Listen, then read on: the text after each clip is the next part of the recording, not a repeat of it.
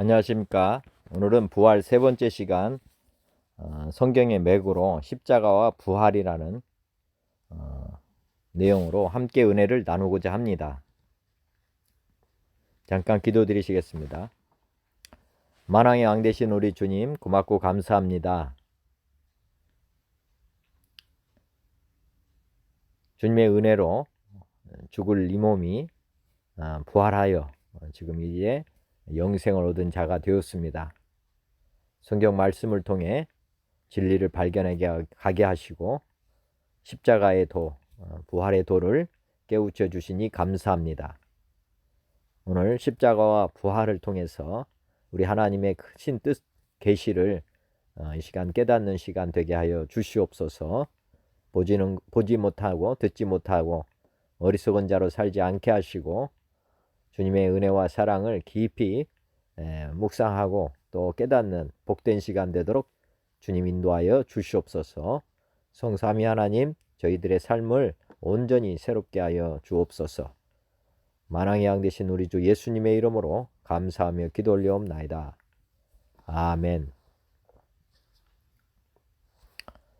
찬송가 148장 영화로운 주 예수의 영화로운 주 예수의 십자가를 생각하면 세상 무기 모든 영화 분토만도 못하도다.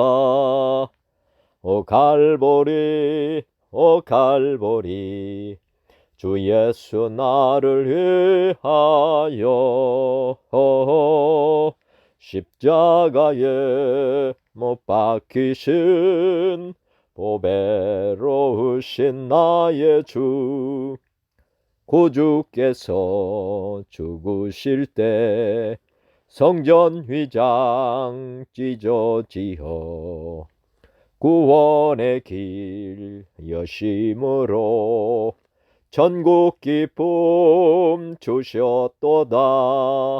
오 갈보리 오 갈보리 주 예수 나를 위하여 십자가에 못 박히신 보배로우신 나의 주 구주 예수 갈보리에 흘린 피와 물 가지고 나의 몸과 영혼까지 구속하여 주셨도다. 오 갈보리 오 갈보리 주 예수 나를 위하여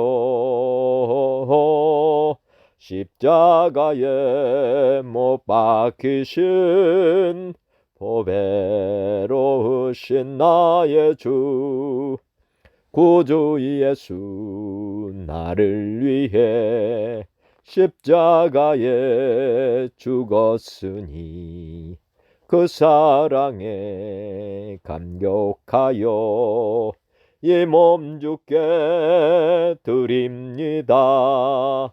오 갈보리 오 갈보리 주 예수 나를 위하여 십자가에 못 박히신 보배로우신 나의 주 영화로운 주 예수의 십자가를 생각하면 세상 무기 모든 영화 분토만도 못하도다. 오 갈보리 오 갈보리 주 예수 나를 위하여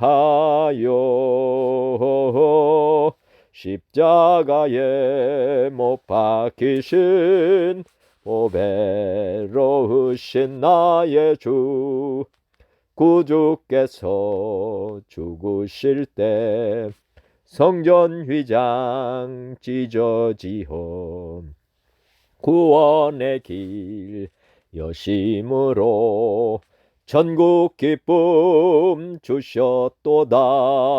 오 갈보리 오 갈보리 주 예수 나를 위하여 십자가에 못 박히신 보배로우신 나의 주 구주 예수 갈보리에 흘린 피와 물 가지고 나의 몸과 영혼까지 구속하여 주셨도다. 오 갈보리 오 갈보리 주 예수 나를 위하여 십자가에 못 박히신 보배로우신 나의 주 구주 예수 나를 위해 십자가에 죽었으니 그 사랑에 감격하여 이 몸 주께 드립니다. 오 갈보리 오 갈보리 주 예수 나를 위하여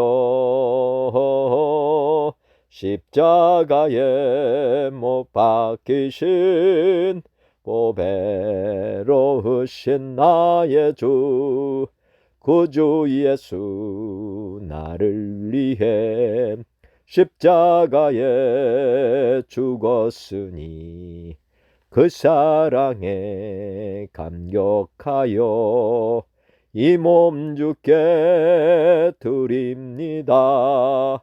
오 갈보리 오 갈보리 주 예수 나를 위하여 십자가에 못 박히신 보배로우신 나의 주. 아멘.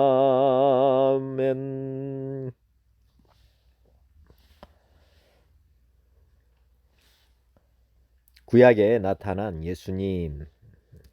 구약은 신약의 어떻게 보면 그림자입니다. 그림자. 자, 예수님 하면 어떤 모습이 상상이 되십니까? 예수님 하면 이 십자가와 부활, 이게 아마 가장 많이 생각이 나실 것입니다. 자, 이 십자가와 부활, 구약의 이 십자가와 부활에 대해서 한번 깊이 묵상해 보시면 좋을 것 같습니다. 자, 혼돈하고 공허하며 흑암이 깊음 위에 있고, 자, 창세기 1장에 2절에 나오는 말씀입니다. 땅이 혼돈하고 공허하며 흑암이 깊음 위에 있고, 이게 십자가다, 이렇게 저는 이렇게 생각이 됩니다. 십자가, 죽음이죠. 죽음 하면 또 어둠이죠. 어둠. 십자가 하면 요 상태가 이제 여기에서 뭐가 나오냐면 빛이 있으라. 이게 빛이 생명입니다. 생명. 죽음 가운데서 이게 생명이 이렇게 나오는구나 하는 것을 생각해 보시면 좋을 것 같습니다. 하나님이 이르시되 빛이 있으라 하시니. 그래서 십자가와 부활이 창세기 1장 2절에 이렇게 비춰지고 있다, 이렇게 생각이 좀 됩니다. 한번 생각해 보시고 한번 묵상해 보시면 좋을 것 같습니다. 두 번째, 창세기 1장 5절에 보면은 하나님이 빛을 낮이라 부르시고 어둠을 밤이라 부르시니라. 그리고 이제 저녁이 되며 아침이 되니 첫째 날이다, 이렇게 해서 시간이 이렇게 창조가 되는 것을 볼 수가 있습니다. 자, 보통 하루의 시작이 언제일까? 언제라고 생각하십니까? 많은 분들이 아마 새벽 6시를 하루의 시작이다, 이렇게 아마 생각하시는 분들이 많을 것입니다. 저도 예전에 새벽부터 하루가 시작되는 걸로 생각하고 살았습니다. 그런데 이 성경에서 제가 저녁이 되면 아침이 되니 이렇게 묵상하다 보니까 하루의 시작이 저녁이라는 것을 깨닫게 되었고, 유대인들이 이렇게 시간 개념을 가지고 있다고 합니다. 저녁이라고 하는 것이 어떤 의미냐? 저녁은 활동을 이제 중지하잖아요. 활동을 중지하는 시간. 우리가 죽음이라는 게 뭡니까? 활동을 중지하는 거잖아요. 활동을 중지하는 게 죽음입니다. 죽은 사람은 이제 멈춘 거죠. 멈춘 거. 이 죽음이라고 하는 것, 이것이 저녁입니다. 저녁. 저거는 이게 십자가다. 이게 십자가. 죽음을 얘기합니다. 죽음. 그리고 아침에 눈을 떴다. 그러면 아침이 되니 이때는 이제 부활입니다. 부활. 활동한다 이거죠. 활동. 하루의 주기를 이렇게 하나님이 만드신 이유를 한번 생각해 보실 필요가 있습니다. 그냥 그 아침이면 아침, 낮이면 낮으로만 쭉 갈 수도 있고 한데 왜 꼭 밤을 이렇게 놓았는가? 인생에게 저녁이라는 시간을 왜 가지게 했을까? 왜 잠을 자는 시간을 이렇게 가지게 했을까? 한번 생각해 보시라는 거죠. 항상 십자가와 부활을 알아야 된다는 거죠. 잠자는 시간은 우리의 시간이 아닙니다. 잠자는 시간은 우리의 시간이 아니다. 죽음은 생사화복은 주님이 다 주관하신다. 이렇게 믿으시면 됩니다. 제가 잠자고 내일 아침에 일어난다는 보장을 못합니다. 밤에 어떤 일이 일어날지. 하나님께서 깨워주지 않으면 우리는 그대로 잠들어 버리는 것입니다. 그래서 예전에 우리나라 말 인사말이 평안하시냐, 안녕히 주무셨느냐, 뭐 이렇게 인사를 했죠. 밤 사이에 돌아가시는 분들이 있으니까 이런 말이 나왔겠죠. 많은 분들이 자다가 가는 경우가 많았습니다. 저녁에 이렇게 또 활동을 완전히 중지할 수도 있는 것이니까. 그래서 하루 주기를 통해서도 십자가와 부활을 우리가 묵상할 수 있다 생각해 보시면 되겠고요. 계절을 통해서도 한번 십자가와 부활을 묵상해 보시면 어떨까 생각이 됩니다. 자, 사계절 하면 봄, 여름, 가을, 겨울 이렇게 생각할 것입니다. 창세기 1장 14절에 하나님이 이르시되 하늘에 궁창에 광명체들이 있어 낮과 밤을 나뉘게 하고 그것들로 징조와 계절과 날과 해를 이루게 하라 해서 사실은 이제 계절이 생겼습니다. 계절. 많은 사람들이 사계절의 시작을 봄으로 생각합니다. 봄, 여름, 가을, 겨울 이렇게 해서 한 해 계절의 시작을 봄으로 이렇게 생각하지만은 성경에서는 사실 이렇게 표현하고 있지 않습니다. 성경의 절기로는 겨울, 봄, 여름, 가을 이렇게 돌아간다고 보시면 됩니다. 왜 그러느냐? 지금 현재 기독교 절기가 뭡니까? 추수감사절, 그 다음에 대강절 이렇게 있습니다. 대강절에 이제 예수님 탄생이 있잖아요. 예수님 탄생. 12월에 예수님 탄생이 있습니다. 추수감사절 이후에 대강절이 있고 예수님이 이제 오시는 달이 이제 겨울이죠. 겨울.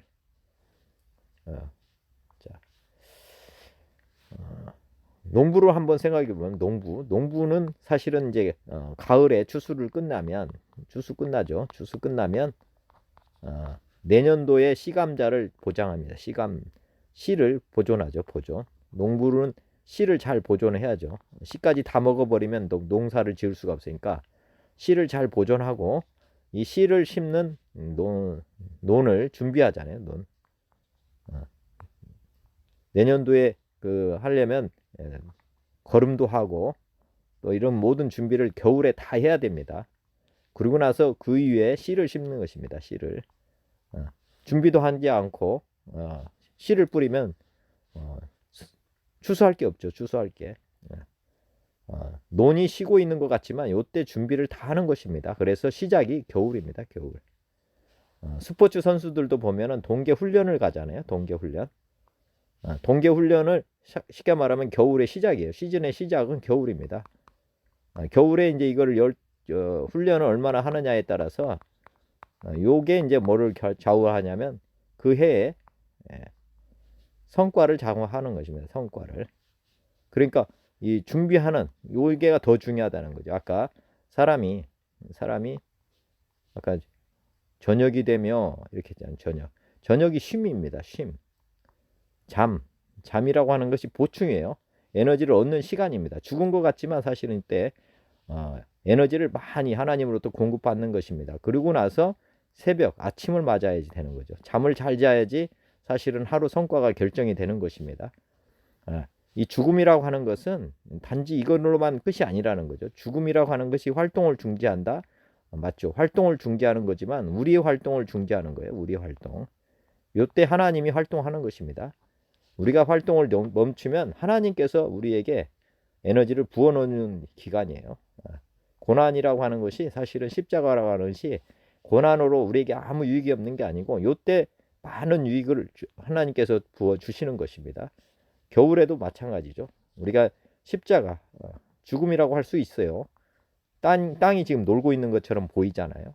그렇지만 놀고 있는 것이 아니에요. 이때 농부가 여기에다가 비료도 주고 갈고 뭐 이런 것들을 다 해가지고 여기를 옥토로 만드는 그 시간이기 때문에 이때가 더 많은 것들을 이 땅으로 봐서는 에너지를 많이 축적하는 시간이죠. 축적하는 시간. 십자가 없이 아까 이제 부활 열매는 없습니다. 열매를 얻으려면 반드시 십자가를 지어야 되는 거죠. 하루에 잠을 자야 되는 거예요. 잠을 자지 않고 성과를 내려고 하면 이건 욕심이고 열매가 없는 인생이 됩니다. 그래서 저녁을 잘 쉬는 게 낮에 성과를 크게 좌우한다. 이렇게 생각해 보시면 됩니다. 그래서 이 사계절도 십자가와 부활을 지금 우리에게 계시하고 있다. 매년 이렇게 우리는 알게 모르게 죽음과 부활을 지금 묵상하고 있다. 이렇게 보시면 됩니다. 자,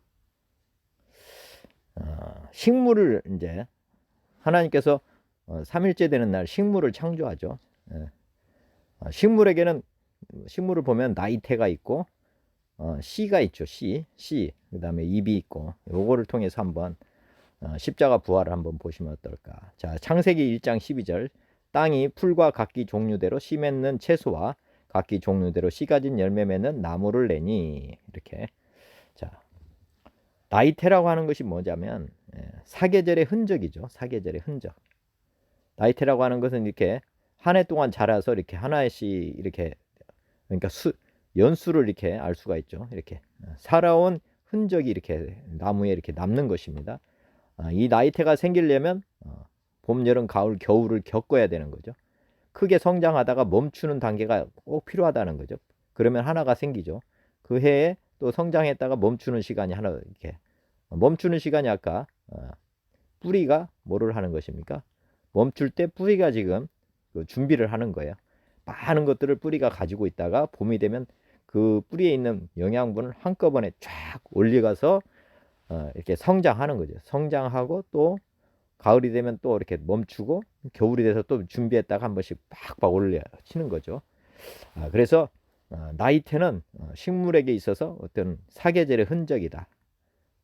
성장과 고난 이런 것들을 지금 우리 식물을 통해서 지금 십자가와 부활을 이렇게 경험했다는 거죠. 몇 년도나 이렇게 사계절을 맞았는지 십자가와 부활을 몇 번이나 했는지 경험했는지를 지금 나이테로 확인할 수가 있습니다. 그리고 열매라고 하는 것, 씨라고 하는 것도 한번 보면은 뭐 다 아시겠지만은 씨가 썩어야지, 썩으면 이 씨가 썩어서 씨가 이제 썩다기보다는 씨가 이제 벗어야 되잖아요. 이 씨가 벗어져서 여기서 싹이 나오는 거잖아요. 한 알이 미리 썩지 아니하면 한 알 그대로 있고 썩으면 많은 열매를 맺는다. 그래서 반드시 씨도 죽어야지 됩니다. 씨가 죽어야 열매를 맺는 거예요. 그냥 한 씨를 그대로 갖고 있으면 그 하나 그대로인 것입니다. 그래서 반드시 십자가와 부활을 이 씨가 성장하는 원리로도 십자가와 부활을 지금 우리에게 계시하고 있다. 또 나무 잎도 마찬가지죠. 나무 잎도 사실 따지고 보면은 가을이 되면 다 떨어지고 다시 싹이 나오는 죽음과 부활을 나무를 통해서도 우리는 항상 묵상할 수 있습니다. 겨울 나무를 한번 이렇게 보시면 지금 보면 황량하죠. 그냥 나무만 있고 잎은 하나도 이런 상태, 아무것도 없는 것 같은, 이게 이제 십자가죠. 고난인 것 같은데 요때 이것이 이제 봄을 맞이하게 된다는 것을 우리에게 또 알려주는 것입니다. 겨울 나무를 보다가 봄에 이 나무들을 보면 정말 감격스럽잖아요. 나무는 이런 것들, 고난을 통해서 나중에 또 잎을, 새로운 잎을 확 내면서 우리에게 부활이라고 하는 것을 또 계시하고 있다, 이렇게 보시면 되겠습니다. 십자가와 부활이 이 식물 가운데서도 우리에게 보여지고 있고, 동물도 동일하죠, 사실은. 자, 동물 중에서 저는 크게 계시를 하고 있는 게 이 곤충 아닌가 저는 생각이 됩니다. 곤충, 애벌레에서 애벌레가 반드시 번데기가 되고, 번데기가 뭐가 됩니까? 나비, 이렇게 되는 것입니다. 우리 삶이라고 하는 것이, 인생이라고 하는 것이 애벌레와 같다. 그리고 죽음이라고 하는 게 뭐냐? 죽음이 뭐예요? 번데기죠, 번데기. 영원히 죽은 건 아니죠. 잠자고 있는 거지, 잠자는 것입니다. 잠자는 것. 그리고 나비는 뭐예요? 부활이죠, 부활. 애벌레를 생각하면서 나비를 생각해 보는 사람은 아마도 없을 것입니다. 애벌레를 보고 이 애벌레가 번데기로 됐고, 이 번데기에서 어떤 식물이 나올까, 어떤 곤충이 나올까. 만약에 이 애벌레가 나비가 된다는 것을 아무도 못 봤다면, 이렇게 연결되는 것을 몰랐다면은 사실은 전혀 상상할 수 없는 모습으로 변하는 거잖아요. 우리가 애벌레와 같은 인간의 모습이다 한번 생각해 보시고, 우리 부활체라고 하는 우리 몸을 상상할 수 있을까? 애벌레가 나비가 되는 이런 변화는 인간으로서는 꿈을 꿀 수가 없습니다. 만들어낼 수가 없는 것입니다. 하나님만이 이런 걸 하실 수 있는 것이고, 이 십자가와 부활은 이런 정도의 큰 변화를 일으킨다, 이렇게 보시면 됩니다. 애벌레가 나비가 되는 이런 것이 어떻게 돼요? 번데기 과정을 꼭 거쳐야지만이 이게 이루어지는 것이지, 애벌레에서 나비 될 수는 없습니다. 반드시 이 죽음이라고 하는, 이 고난이라고 하는 것을 통과를 할 때 나비가 되는 것입니다. 애벌레가 나비가 될 수가 없습니다. 반드시 번데기, 이 죽음의 단계, 잠자는 자리, 잠자는 기간이 없으면 안 돼요. 이게 놀라운 것이죠. 새나 물고기도 다 알에서 이렇게 부화해가지고 이렇게 자라납니다. 알에서 이 형체를 이룰 때까지 이렇게 보면은 정말 신비롭죠, 사실. 이거 깨어나서 자라는 동안 이 십자가를 겪죠. 이 십자가를 반드시 겪어야만 이렇게 놀라운 형체로 변화되는 것입니다. 그리고 예수님이 오셔서 인간에게 이제 십자가와 부활에 대해서 예시를 해줬는데 뭐라고 했냐면 산고다, 이게 여자의 해산을 얘기했습니다. 여자의 해산을 십자가와 부활로 비유했습니다. 요한복음 16장에 나와요. 십자가와 부활로 설명을 했습니다. 예수님께서 이 산고의 고통으로 죽음을 이렇게 우리에게 십자가라고 이렇게 하시고, 아들 낳는 기쁨을 부활로 이렇게 비교를 하셨어요. 그 전에 사람들은 뭐라고 했습니까?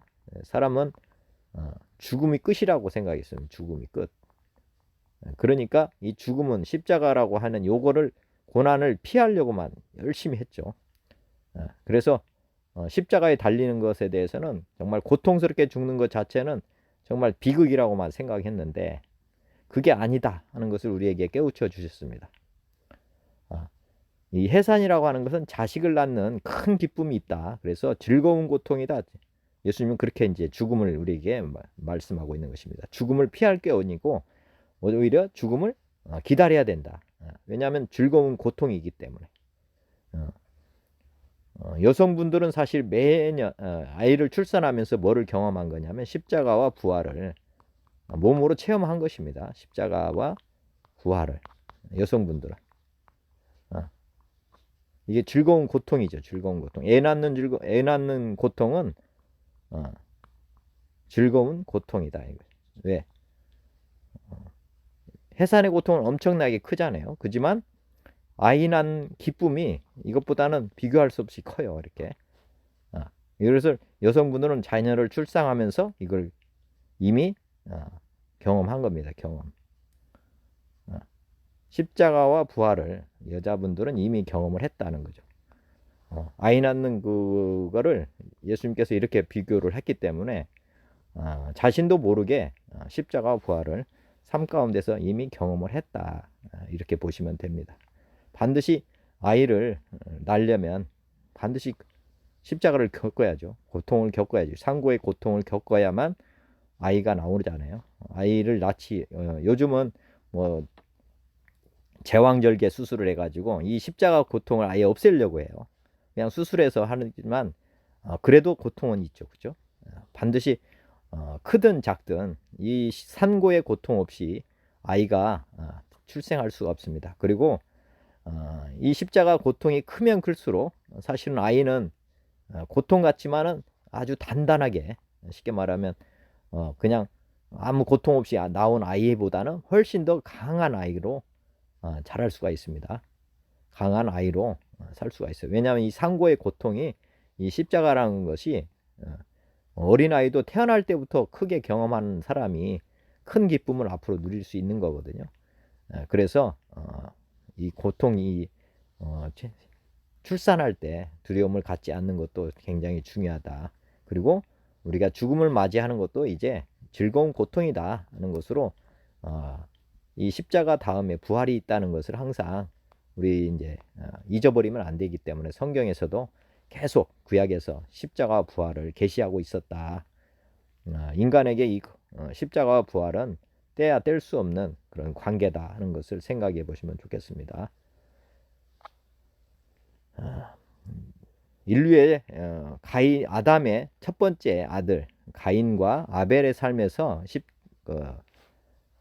십자가 부활을 한번 보시면 좋겠습니다. 가인이 이제 첫째 아들인데 가인이 뭘로 제사를 드리냐면 자기가 지은 농산물로 제물을 삼아 가지고 제사를 드려요. 농산물로 제사를 드리는 거고 아벨은 양으로 제사를 드립니다. 그 가인은 농산물로 드리기 때문에 자기 희생이 없어요. 이 십자가가 없습니다. 십자가 자기가 드리는 그런 자기 부인 죽음 희생이 없이 십자가가 없고 단지 부활 죄사함만 얻고자 했습니다. 십자가 없는 제사죠. 십자가 없는 제사. 그러면 이거는 하나님께서 이 제사를 받지 않았습니다. 제사를 받지 않아요. 십자가 없는 제사는 하나님께서 받지 않고 은혜를 주지 않은 것이고 아벨은 양으로 드렸다고 하는 것은 자기를 대신해서 드리는 겁니다. 예전에도 말씀드렸잖아요. 구약에서 제사라고 하면 자기의 양으로 드리는 거거든요. 양을 잡아서 드려요. 그러니까 자기 양을 자기처럼 자기를 대신해서 죽여서 드리는 거거든요. 하나님께. 그러니까 자기를 드리는 거죠. 따지고 보면 자기의 양에 자기 죄를 얹어가지고 잡아서 하나님께 바치니까 이거는 자기 희생을 하는 것입니다. 그래서 자기 부인 죽음 말씀에 순종해서 이렇게 제사를 드려서 하나님께서 이것을 기쁘게 받으셨습니다. 아벨과 그의 제물을 받아서 이게 이제 어떻게 보면 십자가를 졌기 때문에 용서함을 받았죠. 용서함을 받은 거죠. 그래서 아벨은 십자가를 통해서 갔기 때문에 부활의 기쁨을 맛봤다. 이래서 에덴 동산으로 다시 돌아간 첫 번째 이제 사람이 바로 아벨이 된 것입니다. 십자가를 경험한 사람과 경험하지 않은 사람들. 이게 이제 계시가 되고 있다. 이렇게 보시면 되겠습니다. 자, 노아의 삶도 한번 이렇게 비춰보면은 노아가 500세부터 100년 동안 방주를 짓잖아요. 방주. 방주, 말씀에 순종해 가지고 방주를 만드는데 자신의 삶을 드렸다. 이게 십자가입니다. 십자가. 말씀에 순종하는 것이 십자가거든요. 말씀에 순종해서 고난받는 것. 예. 말씀에 순종해서 고난받는 것. 이게 이제 십자가입니다. 십자가. 자기 욕심을 이루기 위해서, 자기 욕망을 이루기 위해서 하는 고난은 십자가가 아닙니다. 하나님 말씀에 순종해서 가는 것, 이것이 고난이고 이것이 십자가입니다. 십자가. 말씀에 순종해서 가는 것. 자, 홍수 때 방주에 들어가서 살아남는다. 이게 이제 뭐냐면 말씀의 십자가를 졌기 때문에 이 부활, 살아났죠. 생명을 얻게 된 것입니다. 이게 이제 노아의 삶에서 우리에게 계시되고 있는 것이다. 보시면 될 것 같고요. 자, 믿음의 조상 아브라함, 이삭, 야곱에 대해서도 한번 보면, 먼저 아브라함을 보면 아브라함이 말씀에 순종해서 고향을 떠나죠. 정처 없이 떠나갑니다. 말씀에 순종해서 가라 하는 대로 지금 가는 것. 이게 십자가입니다. 말씀에 순종해서 가는 것. 약속의 땅과 자손을 얻었습니다. 떠났더니 하나님께서 땅을 주시고 뭐 이렇게 해서 믿음의 조상이 되게 하죠. 이게 부활이고. 자, 두 번째 삶에서 보면 롯이 나오죠. 조카 롯하고 같이 떠났는데 롯에게 먼저 선택하라고 하죠. 그래서 롯은 소돔과 고모라 땅, 거기를 이제 선택해서 나중에 문제가 되는데, 여하튼 아브라함이 롯을 데리고 간 것부터가 십자가고, 또 먼저 선택하라고 한 것이 이제 아브라함이 십자가를 지는 삶이었고요. 그랬더니 하나님께서 더 좋은 땅을 주었다. 이게 부활입니다. 부활. 포기했더니 더 좋은 것으로 돌아오는 것. 그 다음에 사라의 태가 다칩니다. 원래 하나님께서 아브라함에게 자기 아들들을 많이 주겠다 이렇게 하셨는데 안 주셨죠. 그래가지고 사실은 아브라함이 사라의 여종을 택해서 이제 이스마엘을 낳잖아요. 이스마엘. 인간적인 방법을 동원해 가지고 했는데 이런 상황. 그런데 여하튼 사라의 태가 다친 게 이게 십자가입니다. 나올 수 없는 상황이 된 거죠. 여기에서 뭐를 하시는 겁니까? 백세에 태가 다쳤는데 생명을 얻게 되는 거예요. 이게 부활이죠. 부활. 죽음이죠. 여기는. 사라가 태가 다친 건 죽음을 얘기하는 거예요. 나올 수 없는 상황으로 아예 가버린 거죠. 거기에서 우리 하나님께서는 죽음에서 부활을 하는 거죠. 이삭을 이렇게 백세. 인간적인 방법이 아닌 하나님의 방법으로 생명을 주신, 생명을 하나님께서 주관하신다는 것을 우리에게 또 부활하시고 있고, 계시하고 있죠. 그래서 십자가와 부활이 아브라함의 삶에서 또 나타나고, 또 마지막 더 있지만은 이삭을 이제 바치는 사건이 나오잖아요. 백세에 낳은 자식 이삭을 십자가 제단에 제물로 바치라고. 그게 이제 데리고 가는 것. 이것이 십자가거든요. 말씀에 순장해서 바치러 가죠. 그랬더니 이삭을 다시 얻게 된다. 이게 이제 부활이다. 하나님께 바쳐서 드렸더니 이삭을 다시 얻었지만은 이삭을 얻은 게 아니라 수많은 자녀들을 얻은 거죠. 수많은 자녀들을 얻죠. 이삭을 통해서 수많은 믿음의 자녀들을 얻게 되는, 이렇게 지금 되는 것입니다. 아까 하나의 미랄이 썩으면 이렇게 있잖아요. 하나의 미랄이 이삭이라면 이삭을 주님께 바쳤더니 많은 열매를 얻게 되는 거예요. 많은 열매. 이게 놀라운 것이죠. 그 당시에는 하나만 얻은 것 같지만은 지금 아브라함의 후손이라고 하잖아요. 우리를 다. 이렇게 크게 하나님께서 십자가와 부활을 통해서 우리에게 이렇게 계시하고 계시다. 십자가 없이 부활만은 없다. 이렇게 보시면 되겠습니다. 자, 이삭의 삶에서 또 한번 관찰해 보시면 아버지 아브라함의 말에 순종하죠. 아까 114, 그러니까 아브라함이 100세 얻은 이때 아브라함이 이제 이삭을 바치라고 했을 때 아버지 말씀에 순종해 가지고 제단 위에 누웠잖아요. 제단 위에. 제단 위에 이게 누웠습니다. 이것이 얼마나 큰 결단인지 한번 생각해 보시면 됩니다. 이삭은 누구를 그림자였냐면 예수님입니다. 예수님. 예수님에 대한 그림자예요. 예수님 그림자. 예수님이 십자가에 말없이 달린 거나 지금 아브라함의 말에 순종해서 지금 제단 위에 누워 있는 거예요. 이삭과 똑같은 거잖아요. 그죠? 아무 말 없이 양과 같이 그냥 누워 있는 모습. 이게 얼마나 큰 믿음이냐 하는 것을 보실 필요가 있습니다. 이게 십자가거든요. 말씀에 그냥 순종하고 있는 거죠. 그래서 이삭이 믿음의 조상에 데려가는 것입니다. 만약에 이때 순종하지 않았다면 믿음의 조상이 될 수가 없는 거죠. 이게 부활입니다. 십자가와 부활. 그다음에 이삭이 가는 곳마다 이제 샘을 파잖아요. 샘은 예수님은 생명샘, 예수님은 이제 상징한다고 잘 생각해 보시면 샘이라고 하는 것은 이 사막에서 샘은 생명입니다. 생명. 이삭이 복을 받아가지고 가는 곳마다 이렇게 샘을 잘 팠습니다. 그런데 이 샘을 파는 곳마다 사실은 나타나가지고 다 빼앗았고 덮어버렸어요. 그래서 이게 십자가죠, 십자가. 가는 곳마다 고난을 계속 겪어요. 그리고 계속해서 다른 곳에 가서 또 샘을 파고 또 하고 하는데 이 가는 곳마다 이삭이 샘을 파가지고 우물이 이제 많이 생긴 거잖아요. 많은 사람들에게 이 샘을 파줬다고 하는 것이 굉장한 거죠. 사실은 그 사막 지역에 샘을 많이 파놨다고 하는 것은 그 후대 사람들에게 엄청나게 복이 되는 것입니다. 이 십자가를 지고 거기서 막 싸우지 않고 뺏기면 뺏긴 대로 이렇게 가는 것. 이렇게 해서 십자가를 지고 갔더니 나중에 거부가 되죠. 거부. 하나님께서 이렇게 순종해서 이게 고난 십자가를 지고 가서 많은 샘을 파고 하는 대가로 나중에는 하나님께서 이 거부가 되게 하시죠. 거부가. 근데 인생이 말년에 보면은 이삭이 거의 소경처럼 돼요. 소경처럼 되는 내용이 나오는데 이 부분을 저도 잘 이해를 못했습니다. 이 아브라함에게 이렇게 순종하고 이렇게 살았던 이삭이 에서와 야곱을 낳잖아요. 에서와 야곱을 낳는데 이 쌍둥이잖아요.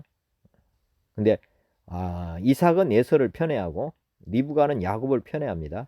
그런데 태중에 있을 때 하나님의 말씀을 받잖아요. 나중에 나온 이 야곱이 나중에 장자가 된다는 그 태중에서 이제 말씀을 하잖아요. 근데 이삭이 에서를 편애하고 에서를 축복하려고 하는 일이 벌어집니다. 근데 하나님께서는 앞을 못 보게 해놓아요. 이게 십자가죠, 십자가. 고난을 통해서 아예 못 보게 해요. 그래가지고 나중에 누구를 축복하냐면 원래는 이삭은 에서를 축복하려고 했어요. 근데 못 보게 돼가지고 결국은 야곱을 이렇게 축복하고 이 믿음의 조상이 들어가는 것입니다. 믿음의 조상. 이때 이삭이 에서를 축복하면은 이 대가 끊기잖아요. 야곱을 통해서 지금 예수님이 오시잖아요. 그렇기 때문에 이거 하나님께서 이렇게 못 보게 하는 이런 십자가를 지게 함으로써 결국에는 부활에 즉 믿음의 조상이 되도록 해주신 이런 것도 하나님의 섭리자는 거죠. 하나님께서 우리에게 하나님의 사랑하는 자 그의 뜻대로 부르심을 입은 자는 협력의 선을 이루어 가신다. 하나님께서는 우리를 십자가를 알게든 모르게든 이렇게 짓게 하시고 결국에는 믿는 사람은 부활 믿음의 조상이 되게 해주신다 하는 것이 지금 이삭의 삶에서도 계시가 되고 있다. 이렇게 보시면 되겠습니다. 야곱도 한번 보실 필요가 있죠. 야곱은 아까 말씀드렸지만은 이삭의 두 번째 아들로 태어납니다. 이게 이제 십자가죠. 십자가. 첫째로 태어나면 자기가 꿈을 다 이루어 가는데 여기 이제 둘째로 태어나서 이제 역전이 일어나잖아요. 둘째로 태어났는데 장자권을 얻는 것. 이게 이제 부활입니다. 둘째로 태어나서 여러 가지 그 고난을 겪어 가잖아요. 아까 같이 이삭을 섬기는 거, 뭐 이렇게 해가지고 하여튼 인간적인 방법이 됐든 어떻게든 하여튼 하나님의 뜻을 이루어 가는데 십자가를 지고 가는 것입니다. 목숨 걸고 이삭에게 축복을 받는 그런 내용이 나오잖아요. 그 다음에 빈손으로 이제 도망칩니다. 그리고 이것이 십자가죠. 빈손으로 이제 하나님 말씀 또 믿음의 조상이 되도록 하나님께서 이렇게 밀어내게 하는 것입니다. 이 고난을 지고 가도록 이렇게 광야로 내몰죠. 그렇지만 나중에 삼촌 라반의 집에서 거부가 되고 많은 자손을 거느리고 나오죠. 이게 부활입니다. 빈손으로 갔다가 고난 가운데서 다시 많은 것을 얻고 오는 거죠. 부모를 떠나서 이렇게 독립적으로 가서 다시 돌아오는 내용. 또 라반에게 속아서 레아를 얻어요. 자기가 좋아하는 사람은 라헬이잖아요. 라헬을 사랑했는데 라반에게 속아가지고 레아를 얻는 게 이게 십자가입니다. 자기가 사랑하지 않는 사람을 이렇게 얻는 거, 이거 십자가인데 공교롭게도 레아의 네 번째 아들이 유다죠. 유다. 자식을 통해서 예수님의 족보에 들어가게 됩니다. 유다를 낳고, 유다는 누구에게서 나오냐면 라헬이 아니라 레아에게서 나옵니다. 레아. 십자가를 지었더니 하나님께서는 레아를 통해서 십자가 예수님의 족보에 들어가는 이 부활의 기쁨을 맛보게 해주신 것입니다. 또 야곱의 생애에서 보면은 사랑하는 아내 라헬이나 자녀 요셉을 잃어버리는 고통을 집니다. 이때 이제 다 잃어버린 것 같죠. 그래서 이제 하나님만 남은 거죠. 하나님. 그래서 나중에 하나님 이게 십자가를 졌더니 그래서 나중에 요셉을 만나는 이런 부활의 기쁨을 맛보게 해주십니다. 하나님께서는 우리가 소중하게 생각하는 것을 빼앗지만은 다시 돌려주시는 하나님이시다. 십자가를 지면 반드시 30배, 60배, 100배의 큰 기쁨, 소망 이것으로 갚아주시는 하나님이시다는 것을 계속해서 성경에서는 십자가와 부활을 지금 계시를 하고 있습니다. 부활이 십자가로 끝나지 않습니다. 반드시 부활하고 연결이 돼 있다. 고난 다음에 기쁨이 온다는 거죠. 항상. 그래서 이 고난이 뭡니까? 축복이라는 거죠. 축복. 십자가는 축복입니다. 사실은 우리가 내놓지 않는 것들을 하나님께서는 빼다 가시고 더 좋은 것으로 돌려주시는 이런 게 생각해 보시면 됩니다. 예를 들어서 어린아이 손에 동전이 있어요. 동전 100원짜리 뭐 500원짜리 해가지고 애들이 주면은 동전을 좋아합니까? 지폐를 좋아합니까? 대부분 아이들은 자기들 동전을 가지고 가게 가면 사탕을 하나씩 사오잖아요. 그리고 부모들이 이제 사탕 하나씩 사주고 그러면 자기들이 가지고 있는 돈이 뭐 이 자기가 먹고 싶은 걸 살 수 있기 때문에 지폐가 뭐 크다는 개념이 없으니까 그냥 동전만 있으면 그게 전부인 줄 알고 이렇게 쥐고 있는 거죠. 인생이라고 하는 것이 사실 따지고 보면은 어린아이의 손에 쥐어 있는 동전을 놓지 않으려고 하는 것과 똑같습니다. 하나님께서는 우리에게 동전이 아니라 지폐를 주고 싶은데 지폐를 주고 싶은데 이걸 놓지를 않아요. 동전을 주면 지폐를 주려고 하는 거거든요. 요즘은 뭐 지폐가 1,000원짜리도 있지만은 5,000원, 10,000원, 50,000원, 수표도 있고 막 그러잖아요. 하나님께서는 이렇게 주려고 하죠, 우리에게. 그런데 우리가 가지고 있는 동전, 100원, 500원, 뭐 이런 것이 뭐 큰 것으로 착각하고 살죠. 이 땅의 것들이 사실 이 동전과 같은 것이고, 부활이라고 하는 것은 이 지폐와 같은 것입니다. 이것과 비교가 안 되는 큰 엄청난 금액을 우리에게 주시려고 한다는 거죠. 그래서 십자가는 이 복을 주시려고 하는 이런 계획입니다. 하나님 우리에게 복을 주려고 이게 십자가를 지게 하시는 거예요. 그래서 구약에 이 십자가와 부활이 인생 가운데 다 있습니다. 근데 이때 이 십자가를 잘 진 사람은 복을 받고 십자가를 잘 안 지려고 하는 사람들은 십자가 없이 복만 원하는 사람들은 이게 기복이잖아요.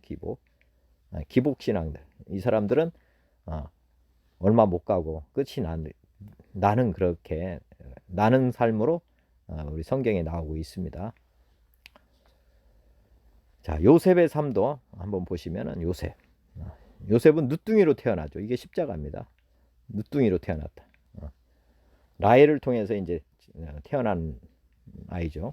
그 다음에 야곱의 사랑을 독차지해야 한다. 이렇게 이제 부활입니다. 이게. 늦둥이로 태어났지만은 아버지 사랑을 아주 독차지하죠. 이게 부활입니다. 또 이것으로 말미암아서 형들의 시기와 또 보디발에게 팔려서 종살이를 하게 되는 이 삶이 됩니다. 이게 십자가죠. 팔려가가지고도 십자가를 지고 가다가 그러니까 보디발에게 신임을 얻죠. 이래서 거기에서 이제 보디발의 집에서 최고의 자리에 또 올라가요. 이게 부활이거든요. 근데 보디발의 아내가 유혹해가지고 감옥에 이유 없이 이제 또 잡혀 들어갑니다. 이게 이제 또 십자가죠. 그러다가 감옥에서 술관원과 그다음에 어떤 이 관원장들을 둘 만나가지고 나중에 꿈을 해석하고 풀려나가지고 이제 총리가 되잖아요. 이게 부활입니다. 부활. 요셉의 삶도 십자가와 부활이 이렇게 계속해서 이렇게 반복적으로 이렇게 나오고 있습니다. 고난, 십자가와 부활이 인생 가운데서 이렇게 계속해서 이렇게 함으로써 뭐가 되는 것입니까? 성숙해 되는 거예요. 성숙. 사람은 이렇게 십자가 없이 이렇게 성숙하기는 어려워요. 그래서 하나님께서는 사랑하는 자에게 이렇게 시험을 이렇게 계속해서 우리에게 주시고 있다 하는 것을 아시면 좋습니다. 영원한 부활은 이 땅에서 얻을 수 없지만은 이렇게 소소한 고난과 십자가와 부활은 계속해서 우리도 지금도 경험하고 있죠. 자, 예수님의 족보에 들어간 다섯 여인이 있습니다. 다섯 여인. 그게 첫 번째가 이제 유다의 며느리 다말이 있습니다. 다말. 유다의 며느리 다말이 나오는데, 자, 이 다말은 남편을 잃죠.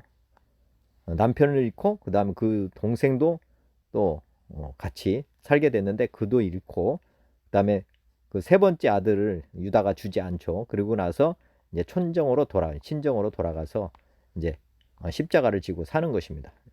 다 잃어버리는 거, 이게 십자가죠, 사실은. 그런데 유다를 통해서 다말이 유다를 속여서 자식을 낳죠. 그리고 나서 예수님의 족보에 들어가는 이 다말이 기업 물은다. 예. 대를 이어가는 이런 열망이 있었어요. 유다의 대를 이어가려는 열망. 이것을 하나님께서는 기쁘게 받으셨죠.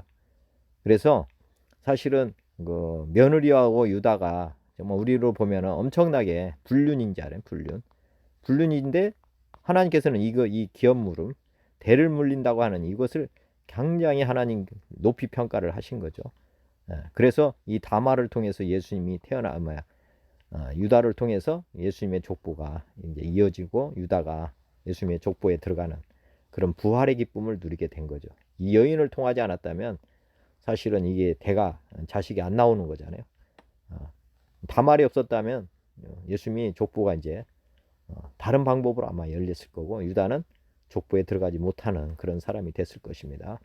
이 다말이 얼마나 사실은 크게 기여를 하는가를 한번 보실 필요가 있죠. 다말이 십자가와 반드시 이거를 거쳤기 때문에 이렇게 부활이 일어난 것이다. 이렇게 보시면 됩니다.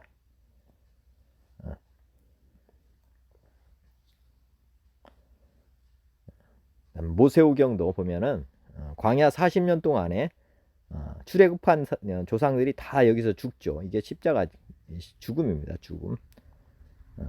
이렇게 죽음 맞고 새로 태어난 자녀들이 가나안에 들어간다. 이게 부활입니다. 부활.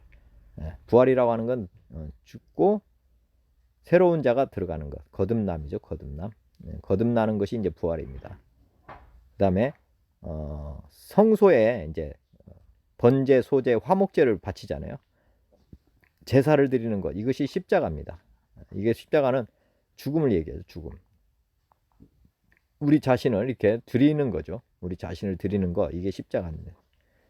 번제, 소제, 화목제의 제물은 죽음을 얘기하고 있습니다. 이것을 통하지 않고 제용서는 없습니다. 아까 아벨이 희생 제물을 드렸을 때 제용서를 받았잖아요. 이게 제용서는 부활을 얘기하는 것입니다. 다시 우리가 생명을 얻는 거죠.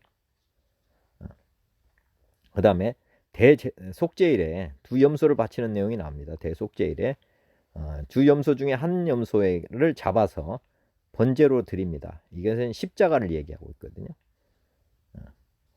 염소 두 마리 중 한 마리를 죽여서 드리는 건 십자가를 얘기하고 있고, 그 두 염소 중 한 마리에게 안수해서 광야로 보내는 아셋을 염소가 나오는데 이것은 부활을 의미하고 있습니다. 살려서 보내는 거거든요. 살려서 우리의 죄를 이 염소 위에다가 얹혀가지고 살려서 광야로 보냅니다.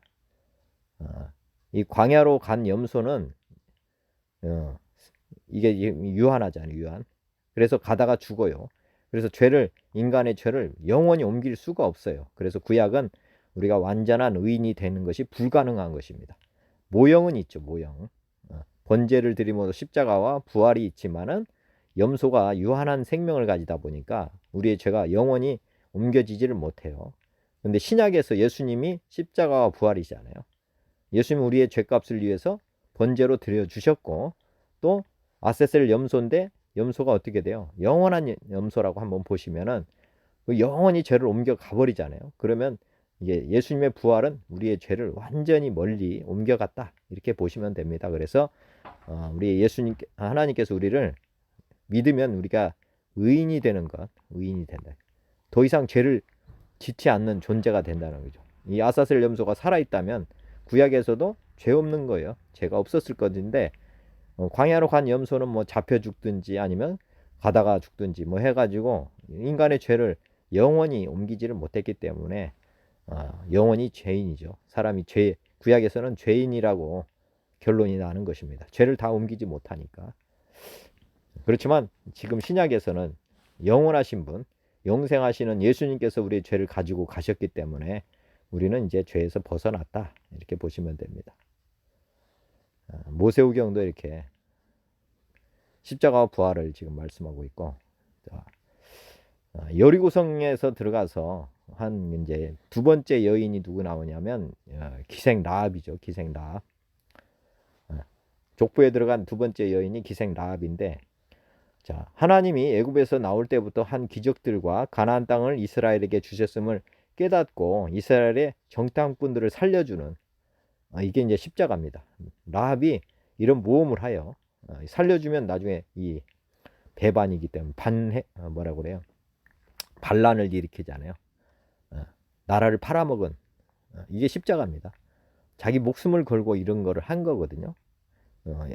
그랬더니 나중에 여리고성이 무너질 때 그와 그의 가족이 모두 구원받는 부활의 삶을, 이 라합의 믿음을 보시고 하나님께서는 이렇게 또 그 믿음을 가지고 자기 목숨을 이렇게 해서 어차피 죽을 거였어요. 이 여자는 정탐꾼을 살려주지 않았다면은 이스라엘 백성들에 의해서 죽는 거예요. 그러니까 이 사람은 자기 목숨을 살리는 길을 택한 거죠, 사실은. 그래서 나중에 이 사람이 이렇게 부활의 삶을 맛보게 됐다. 그 여리고성에서 수많은 사람들이 있고 정탐꾼들을 사실 이렇게 하나님께서 이 여자를 만나게 하시고 이 여자를 구원해 주셔서 사실은 이게 예수님의 족보에 이렇게 들어가게 된 것도 이 여자의 믿음이 있었기 때문이다, 이렇게 보시면 됩니다. 다음에 사사기에도 보면은 사사기가 뭐 사사들이 많이 나오는데 스토리는 뭐 아주 간단하다고 했죠. 사실 고난이 오면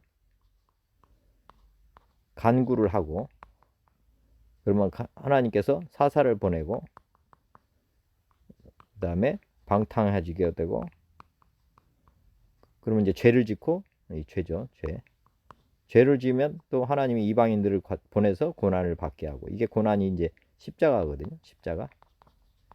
십자가를 지게 하고, 그 다음에 사사 평안입니다. 이게 부활입니다. 부활.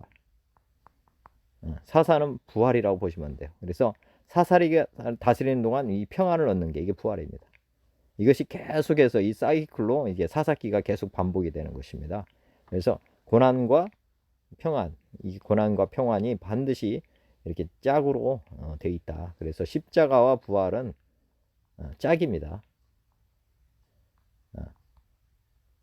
우리 인생에서 이것을 가르쳐 주고 있습니다. 십자가를 통하지 않고 부활은 없다, 이렇게 보시면 되겠습니다.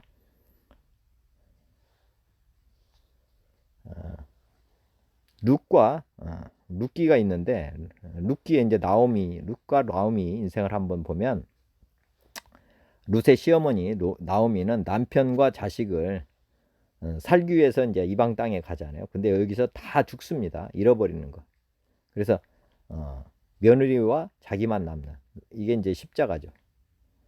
그 다음에 룻을 통해서 보아스와 자녀를 얻는 이런 기쁨을 맛보는데, 나오미가 나중에 인생에서 큰 은혜를 얻잖아요. 이게 이제 십자가와 부활이라는 거죠.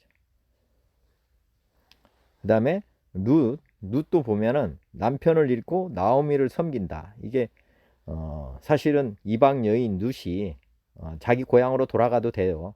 나오미가 가라고 했으니까. 그럼에도 불구하고 나오미를 섬기겠다고, 어머니를 섬기겠다고, 이게 이제 십자가를 지겠다고 하는 거잖아요. 예. 그래가지고 돌아와서도 이제 어머니 섬기기 위해서 이제 이삭 줍기를 하고 막 이렇게 수모를 겪으면서도 이제 어머니와 같이 살려고 하니까 하나님께서 보아스를 남편으로 주잖아요. 그리고 룻이 이방 여인임에도 불구하고 이 보아스를 통해서 예수님의 족보에 들어가는 그런 부활의 기쁨을 여기서 맛보고 있습니다. 이렇게 룻이 이렇게 십자가를 졌기 때문에 이렇게 하나님께서 이 부활의 기쁨을 맛보게 해주셨다. 이렇게 보시면 됩니다. 그래서 십자가와 부활이 인생에서 또 크게 나타나고 있고, 자, 열왕기에 나오는 이제 사울왕과 다윗, 이거 한번 쭉 생각해 보시면 이게 가인과 아벨 그 모습이 다시 나타나고 있다. 이렇게 보시면 됩니다. 자, 사울왕은 어떻게 왕이 되냐면 그냥 하나님께서 건장하고 모습이 준수한 아이를 하나 뽑는 거예요. 대가 지불 없이 왕이 됩니다. 그리고 나서 영광을 얻어 타락을 해버립니다. 사울왕이 뭐 어렸을 때 뭐 그 다음에 왕이 돼서 어떤 고난, 십자가 삶이 없어요. 십자가 삶이 없습니다.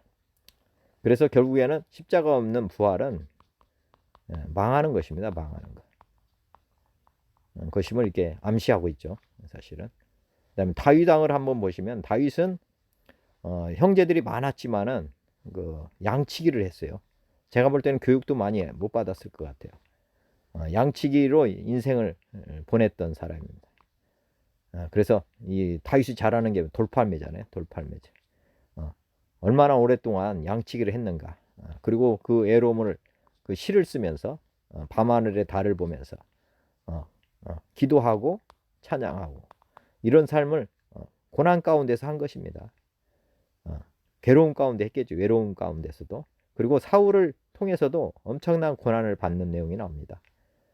엄청나게 고난, 생명의 위협을 많이 느끼잖아요. 그래서 엄청난 고난을 많이 겪었기 때문에 이게 이제 십자가죠. 십자가.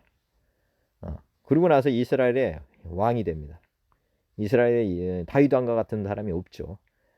왜 그러냐면 십자가를 엄청나게 심하게 진 사람이에요. 사실은. 다윗과 같이 그런 고난 속에 넣으면 거의 대부분 아마 다 배반하고 떠날 수도 있는데 이 다윗 왕은 끝까지 말씀에 순종하면서 갑니다. 그래서 이 부활이 이스라엘 왕이 될 뿐만 아니라 가장 존경받는 왕이 된 것입니다. 고난을 통해서 이렇게 또 부활의 기쁨을 맛보게 해주신다. 자, 우리아의 아내 또 나옵니다. 우리아의 아내. 자, 예수님의 족보에 들어간 여인이죠. 밧세바인데 우리아의 아내 이름은 밧세바예요. 밧세바는 사실은 다윗에게 쉽게 말하면 잡혀가서 아이를 잉태하죠. 아이를 잉태해가지고 그 잉태한 아이를 숨기기 위해서 남편 우리아를 데려다가 이렇게 숨기려고 했는데 안 됐잖아요. 그리고 나서 다윗이 음모로 우리아를 전쟁에서 죽게 하잖아요. 그래가지고 잃어버리게 되면 남편 우리아를 잃어버린 게 이게 십자가거든요. 근데 나중에 다윗 왕이 아내가 되고 솔로몬을 낳는 그런 반전이 일어납니다. 자, 우리아도 보면은 우리아가 이제 아까 예수님 족보에 밧세바라고 나오지 않고 우리아의 아내라고 해서 우리아가 이제 예수님 족보에 이렇게 이름을 남기게 됐습니다. 이 사람이 왜 그러냐? 다윗의 음모로 전쟁에서 억울하게 죽어요. 이게 십자가죠, 십자가. 충성스러운 군인이죠, 충성스러운. 전쟁 중에서는 난 여자와 가까이 하지 않겠다 하는 그 우리아의 충성을 하나님께서는 기쁘게 받으신 것 같아요. 그래서 예수님의 족보에 우리아의 이름을 남기게 되었다. 이게 이제 부활이죠, 부활. 사람은 죽어서 뭐를 남겨요? 호랑이는 죽어서 가죽을 남기고 사람은 죽어서 이름을 남긴다 그랬는데 우리아의 아내는 밧세바라고는 이름이 아니가 우리아라고 해서 족보에 우리아가 이름을 남기게 됐습니다. 사실은 엄청난 거죠. 사실은 이런 복을 누리게 됐다. 십자가 없이 이렇게 되지는 못한다. 생각해 보실 필요가 있고요. 솔로몬 한번 생각해 보실는데 솔로몬은 사실은 아까 사울왕처럼 고난 없이 영광을 얻는 사람이 됩니다. 큰 고난 없이 다윗 왕의 아들이잖아요. 늦둥이로 태어난 아들. 근데 여하튼 왕이 돼가지고 고난 없이 세상을 얻게 됩니다.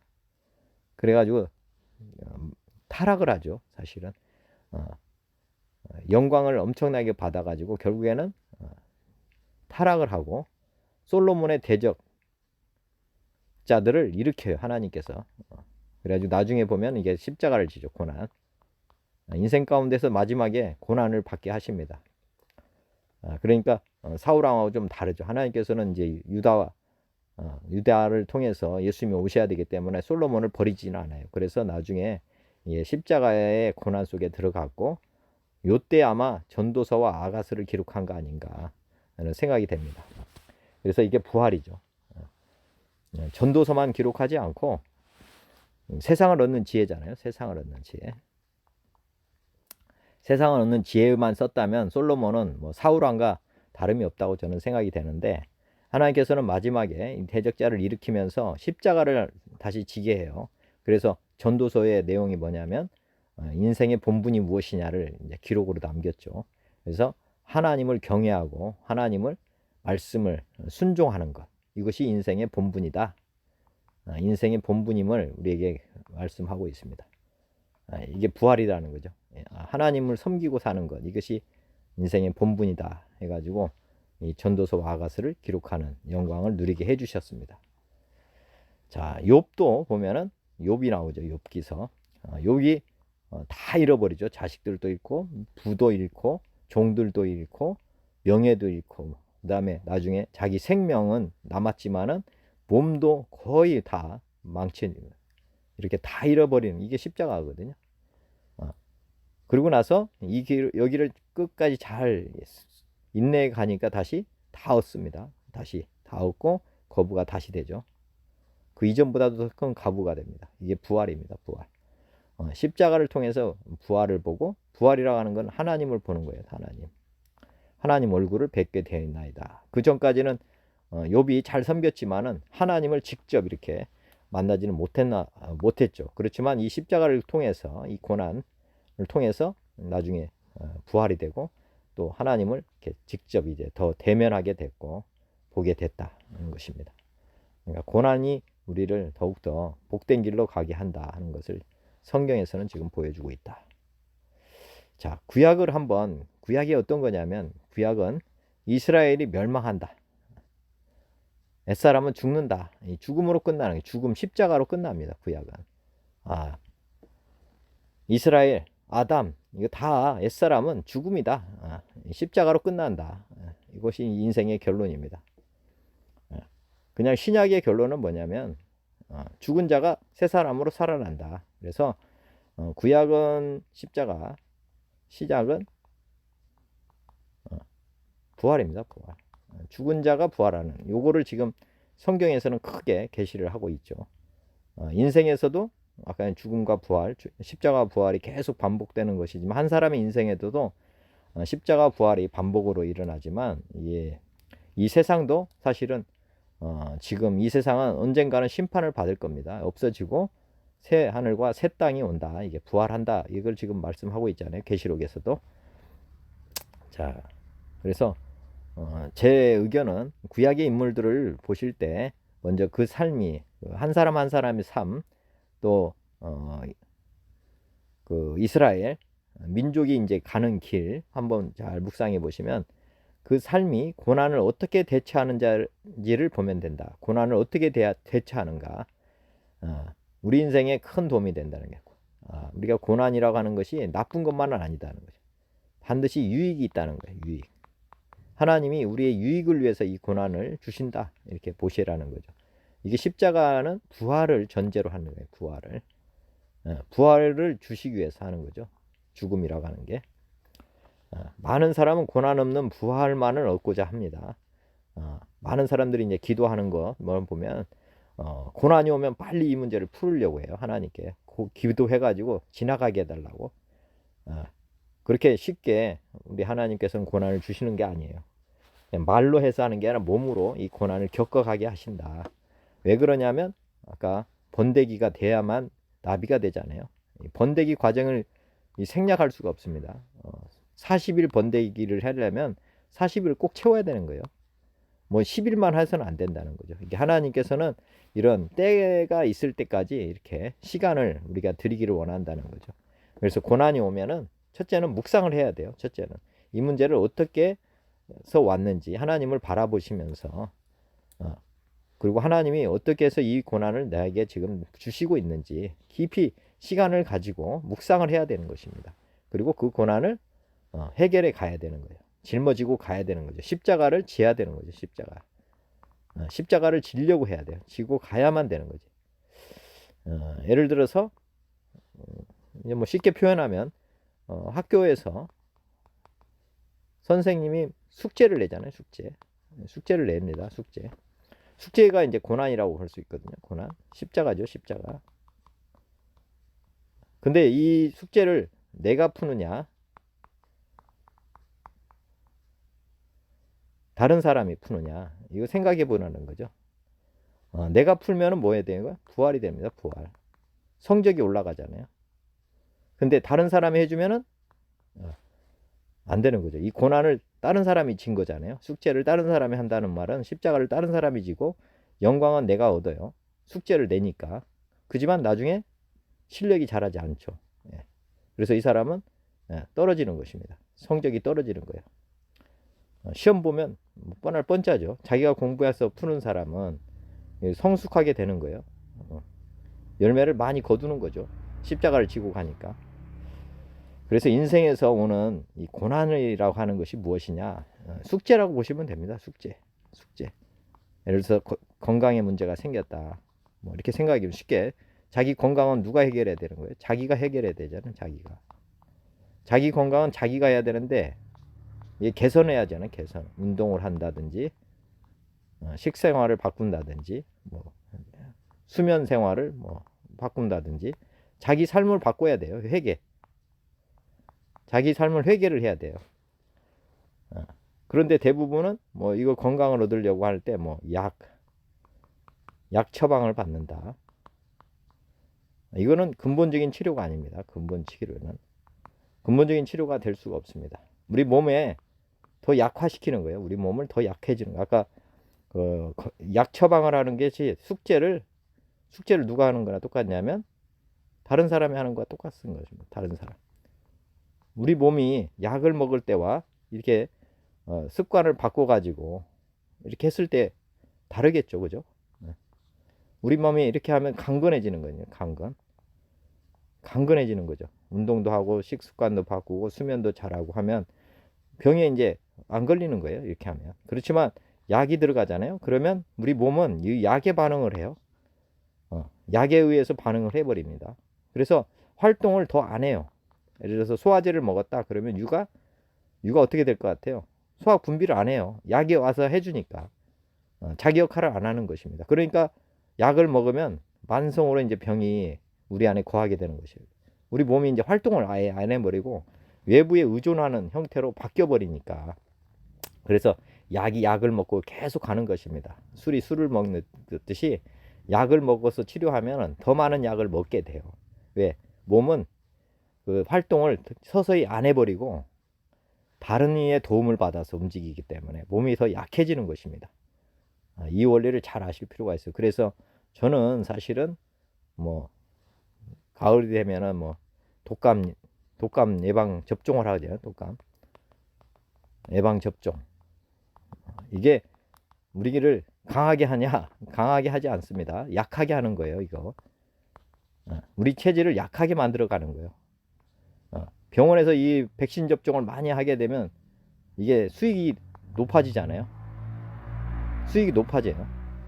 약을 많이 파는 것, 기하급수적으로 약을 더 많이 팔게 돼요. 사실은 다른 병들이 또 생기거든요. 독감에 의해서 우리가 이길 수 있도록 도와준다고 하지만 사실은 대부분 우리 몸은 면역력을 키우는 쪽으로 우리가 해야지, 우리 면역력을 이 약을 통해서 의존하게 되면은 부작용이 있을 수도 있고요. 여러 가지 우리는 예상 못하는 많은 일들이 있습니다. 그렇기 때문에 가급적이면은 회개를 해야 돼요. 우리 몸에 대한 회개를.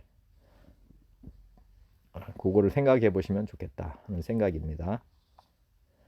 십자가 없이 우리가 면역력을 키울 수는 없어요.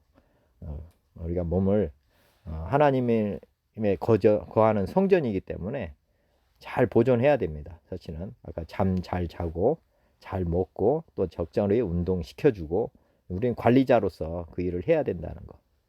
자, 이게 구약까지 한번 봤고요. 신약을 한번 생각해 보시면 좋겠는데, 예수님이라는 분을 한번 생각해 보시면, 구약의 십자가와 부활의 삶의 그림자 모형을 친히 삶으로 완성해 보여주신 분이 예수님입니다. 예수님. 자, 구약은 십자가와 부활의 삶이잖아요. 많은 사람들의 삶이 이 그림자 모양으로 이렇게 있었어요. 예시가 됐었다는 거죠. 예시. 근데 실체가 온 거죠. 실체. 친히 이 땅에 사람의 몸을 입고 오셔가지고 삶으로 십자가와 부활을 완성했어요. 이게 십자가와의 삶, 부활의 삶을 완성해 주신 분이에요. 부활의 삶을 우리 눈으로 확인시켜주고 가신 분이에요. 십자가와 부활이 어떻게 이제 인생의 결론이냐를 이렇게 실제로 보여주신 분이다. 실상이다. 믿음은 바라는 것들의 실상이다 했는데, 실상은 예수님입니다. 예수님의 십자가와 부활이 실상이에요. 우리 믿는 자에게는 예수님의 십자가와 부활, 이것이 실제 상이에요. 실제. 우리는 이 길을 반드시 살아내야 되는 것입니다. 믿는 자는 십자가와 부활을 반드시 삶으로 이루어 가야 된다. 이것이 믿는 자의 삶이라는 것을 받아들이는 것. 이것이 실상입니다. 실상. 예수님은 오심부터 가실 때까지 이 땅에서의 삶이 전부가 십자가의 삶임을 보여주셨습니다. 말씀에 순종해서만 움직이셨어요. 자, 우리가 생각하는 일회성, 주기적으로 십자가의 삶을 사는 것이 아니라 삶 자체가 십자가라는 것을 예수님은 보여주셨어요. 십자가는 다른 게 아니고 말씀에 순종해서 움직이는 거예요. 말씀이 육신이 되셨다. 예수님은 자기 십자가를 지고 나를 따르라고 이렇게 하셨어요.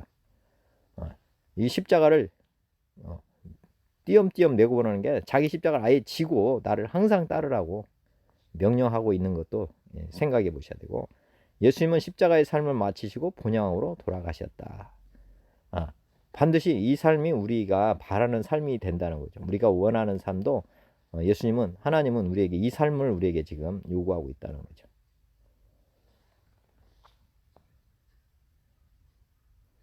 자, 믿는 사람에게 십자가의 삶, 부활의 삶을 경험하며 성숙한 그리스도인이 될 수 있도록 도와주시는 분은 누구냐? 성령님이십니다. 믿는 사람에게 선물로 성령님을 주시잖아요. 성령님을 주시는 이유는 뭐냐면, 자, 구약에서는 아까 일회성이든지 그렇지 않으면 뭐예요? 주기적으로 뭐 이렇게 하는 거잖아요. 주기적으로 십자가와 부활의 삶을 살아가요. 이렇게 파도처럼 이렇게 되는 거예요. 이렇게 십자가 부활, 십자가 부활, 이렇게 이게 연속이 아니라 이렇게 우리는 계속해서 십자가를 지고 갈 수 없어요. 그렇기 때문에 부활의 기쁨을 조금씩 주는 거죠. 예를 들어서 병을 걸리면 십자가를 고난에 들어가잖아요. 이걸 그대로 놓아두면 믿음도 떨어지고 다 도망가요. 그렇기 때문에 하나님께서는 한번 고쳐줘요. 그래서 다시 살려줬다가 또 하나님 믿으면 좋은데 안 믿으면 또 다시 더 큰 병으로 이렇게 고난을 받게 하고, 그때도 하나님께 막 부르짖으면서 다시 하면 또 살려주세요.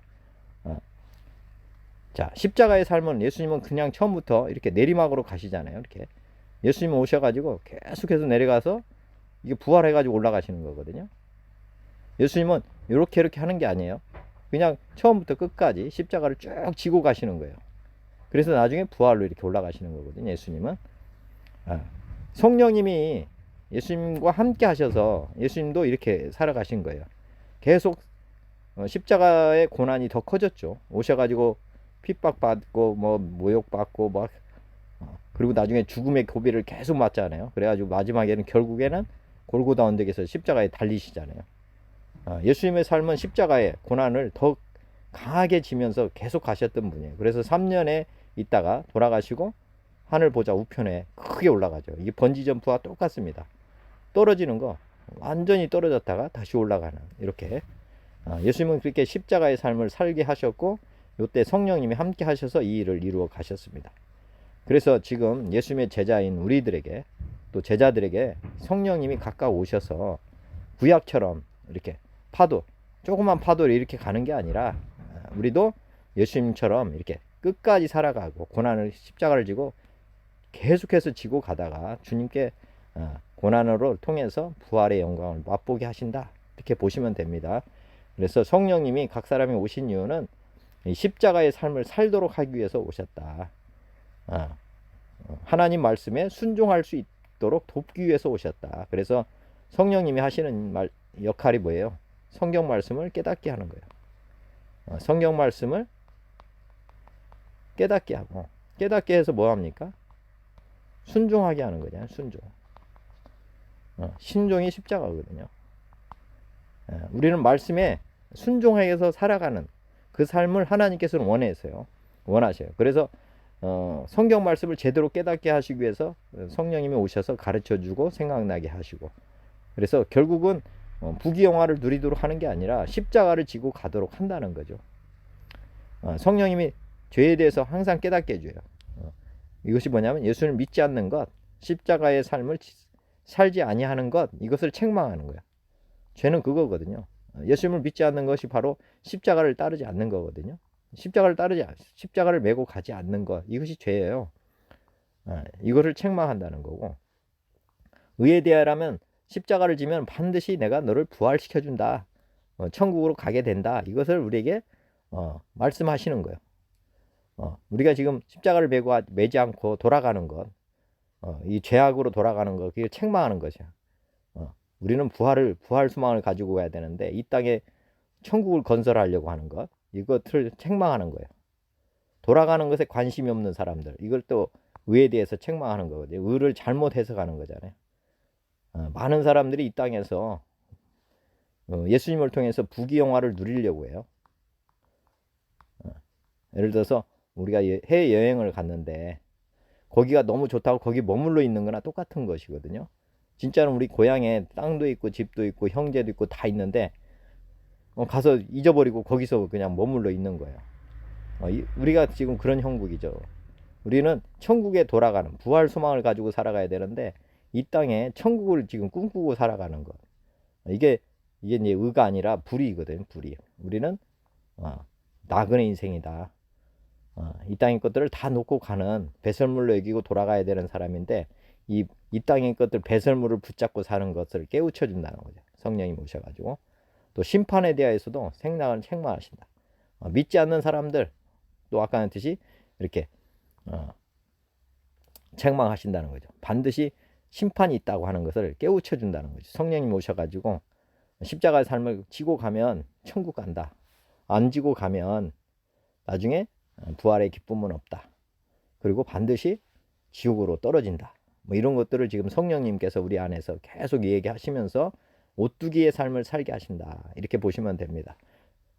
우리 안에 성령님께서 내주하시면서 우리가 십자가의 삶을 끊임없이 지고 가도록 포기하지 않고 갈 수 있도록 도와주시는 분이다. 이렇게 보시면 됩니다.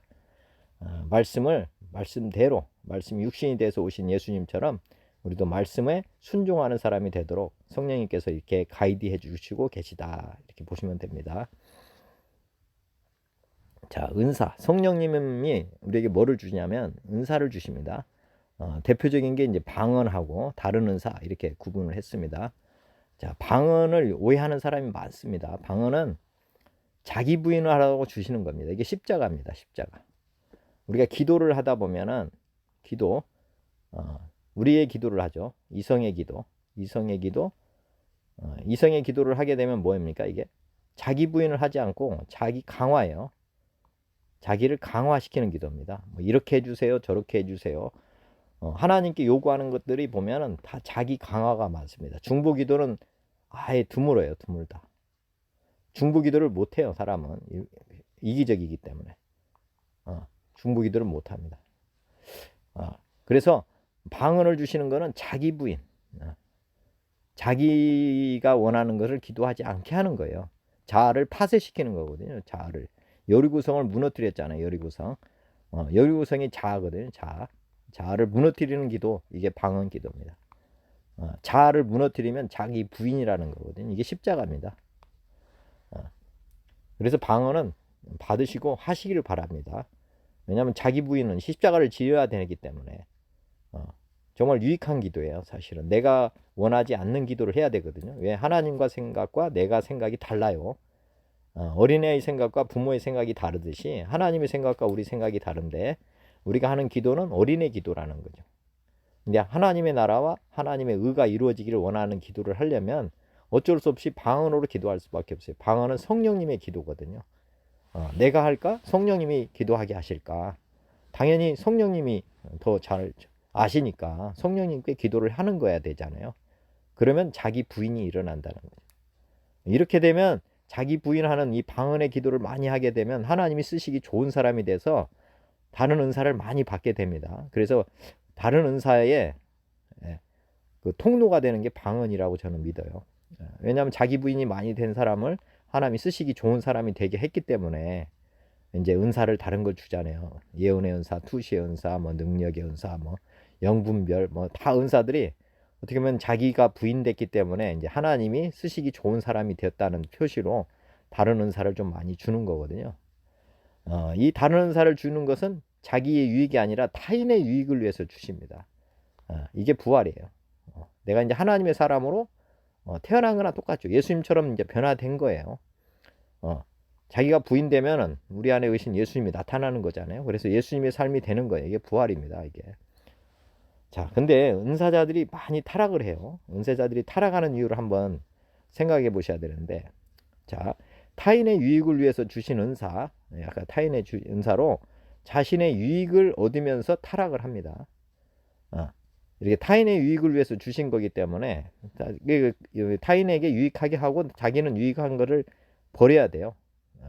예수님께서 많은 기적과 이적을 베푸시고 그 이적과 기적을 베푸니까 수많은 무리들이 따라왔어요. 근데 예수님은 이 기적과 이적을 마치고는 혼자 어디로 가셨어요? 산으로 가셨습니다. 산으로. 예수님은 그 산으로, 일반인들은 지금 이게 타락한 은사자들은 어디로 가요? 산으로 안 가고 도시로 갑니다. 도시. 더 많은 곳으로 가요. 이게 예수님의 삶과 이제 예수님은 십자가를 지고 간 거죠. 십자가를 계속 십자가를 지고 가니까 이렇게 떨어지는 거로 가는데 많은 사람들은 다시 이렇게 다른 사람에게 하다가 그냥 영광을 취해서 올라가 버려요. 부활을 해버리는 거예요. 자칭 부활입니다. 자칭. 하나님께서 부활시킨 게 아니에요. 자칭 부활이 되는 거예요. 그래서 자기가 올라가 버리잖아요. 이게 자칭 부활이고 이거는 십자가를 지고 내려가질 않고 올라가기 때문에 얘가 타락한 은사자들이라고 제가 표현한 것입니다. 우리는 주님이 부활할 때까지 내려가야 되는데 이걸 참지를 못하고 내려가지를 않고 그냥 자칭 이렇게 올라가 버리는 거거든요. 그래서 올라가다가 많은 인생으로 끝나는 거고, 은사를 사용할 때는 항상 내가 십자가를 지고 끝까지 간다. 사람들로부터 영광은 없다. 다른 사람 유익으로 끝난다. 나의 유익은 없다. 이렇게 자기 부인하면서 계속 가야 되는 것입니다. 우리가 성령 받은 사람들은 예수님처럼 이 십자가의 길을 포기하지 않고 계속 내려가는 거예요. 이 땅의 것들, 육신의 정욕, 안목의 정욕, 이생의 자랑, 이런 것들을 다 버리고 가는 거예요. 마귀는 이거를 취하라고 자꾸 유혹하거든요. 육신의 정욕, 안목의 정욕, 이것이 잡초와 같이 자꾸 일어납니다. 이때마다 회개하고 계속 내려가야 돼요. 자기를 계속 부인하고 가야만 아까 이제 예수님이 원하는 곳으로 데려가서 나중에 부활한다. 부활은 하나님의 영역이에요. 하나님께서 해주실 때까지 우리는 계속 내려가는 것입니다. 사람들이 해주는 게 아니고 하나님께서 해주실 때까지 우리는 내려간다. 이렇게 보시면 됩니다. 자, 예수님이 누구냐? 이렇게 하면 아까 십자가와 뭐라고요? 부활. 이렇게 표현하기도 하지만은 은혜와 진리다. 이렇게 성경에는 이렇게 표현되고 있습니다.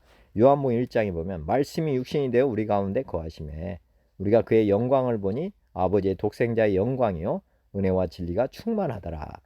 자, 은혜와 진리가 충만하더라. 예수님은 은혜와 진리가 충만하신 분입니다. 자, 진리는 뭐고 은혜가 무엇이냐 한번 보실 필요가 있는데 진리는 말씀이잖아요.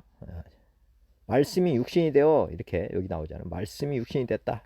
이게 진리가 충만한 것입니다. 진리가 말씀이 충만한 분이다 이렇게 표현하고 있고요. 이게 십자가입니다. 십자가. 말씀이 육신이 됐다 그 말은 말씀대로 산다는 거예요. 말씀 순종. 말씀 순종이 아까 이게 뭐예요? 십자가죠. 십자가. 이삭이 말씀에 순종해서 제단에 누운 것. 뭐 이런 것처럼 이게 말씀에 순종해서 가는 것. 이것이 십자가입니다. 십자가. 내 생각을 버리고 주님을 따라가는 것. 이게 십자가거든요. 자, 여기에서 이제 독생자의 영광이요. 이렇게 이게 부활입니다. 부활. 아버지의 독생자의 영광이 진짜 은혜입니다. 은혜. 은혜는 이 땅의 것들, 뭐 물질을 얻는다, 육신적인 것, 물질적인 뭐 같은 이 땅의 것들이 은혜가 아니에요. 건강, 물질, 뭐 이런 명예 이런 것들이 이 세상 것이잖아요. 이것이 은혜가 아닙니다. 여기서 말하는 예수님의 은혜는 이런 것들이 아닌 아버지 독생자의 영광이요. 아버지께서 주시는 것이 은혜라는 거죠. 은혜. 이게 부활입니다. 부활. 예수님께서는 가장 싫어하는 게 누구예요? 싫어했던 사람들이 바리새인하고 부자 아니에요. 부자. 바리새인 부자. 여기 보면 부귀영화를 다 누리는 사람들 아니에요. 근데 예수님께서 우리 믿는 자들에게 이 세상 것을 주면은 이런 사람들이 되는 거잖아요. 이게 은혜가 아니에요. 예수님이 주시려고 은혜는 이것이 아닌데 세상 사람들은 예수님께 나오는 이유가 예수님으로부터 세상 것을 얻으려고 많이 나와요. 기복신앙. 기복신앙. 여기 보면 십자가 없는 은혜. 이거는 기복신앙이에요. 나중됨, 타락함, 다른 종교에도 있음. 십자가 없는 은혜를 지금 우리에게 주시는 분이 아니라는 거죠. 예수님은. 기독교 핵심 주제는 은혜가 아니라 십자가이고 십자가는 축복의 통로가 된다.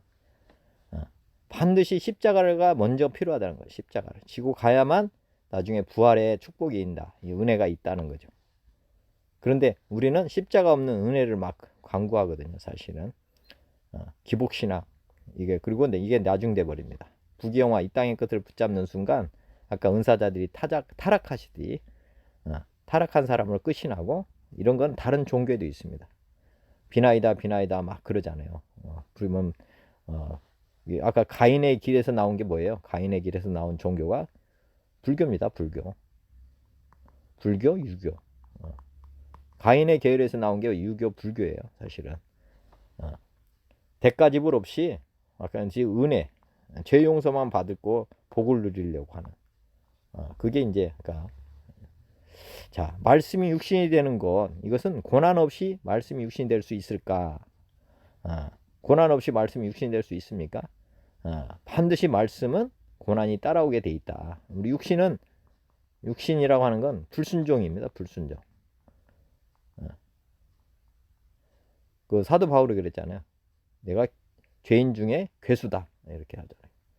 죄인 중에 괴수라는 말은 말씀에 절대 순종할 수 없는 몸이다. 이거거든요. 그래서 사도 바울이 내 몸을 쳐 복종시켰다. 이렇게 나와요. 몸은 쳐야 된다는 거예요. 그 정도로 순종하지 않는 속성이 강하다. 이런 거죠. 자, 십자가 고난을 피하지 말고 보내주신 고난을 감사하며 즐겨야 한다. 이런 사람만 부활을 하게 된다. 자, 우리가 이제 받는 고난에 대해서 한번 깊이 생각을 해봐야 됩니다. 고난이 꼭 나쁜 거라고 생각하면 나쁘다 이렇게 하면은 뭐예요? 빨리 없애버리는 게 좋죠. 근데 고난이 나에게 어떻게든지 유익이 된다. 고난이 유익이 된다 생각을 하시면 이걸 빨리 없애주려고 하지 않겠죠. 아까 이제 숙제를 내 스스로 막 풀어가는 것 이것이 이제 진짜 고난을 주신 분의 섭리거든요. 사실은 이 유익을 주려고 하는데 생각해 보라는 거죠. 계속. 네 삶에 뭔 문제가 있는지를 돌아보라. 고난은 회개입니다. 회개. 회개의 시간이에요. 고난은 세계의 시간으로 받아들여야 돼요. 내가 변화해야 되는 시간으로. 그래서 삶을 돌아보는 거죠. 계속. 내가 주인인지 주님이 주인인지. 주인이 누구냐. 내 인생의 주인이 누구냐. 너는 어디서 와서 어디로 가느냐. 너의 인생의 목표는 무엇이냐. 이런 것들을 이제 돌아보는 시간이거든요. 이 고난을 통해서 내가 지금 제대로 가는지 점검을 하는 거예요. 점검. 돌아보라는 거죠. 내가 믿음에 있는지 시험해 보라는 거죠. 이 고난을 통해서. 그러니까 고난이 유익인 거죠. 숙제가 학생에게 실력 향상에 도움이 되는 것처럼 우리 하나님께서는 이 고난을 통해서 우리를 성장시켜 나간다.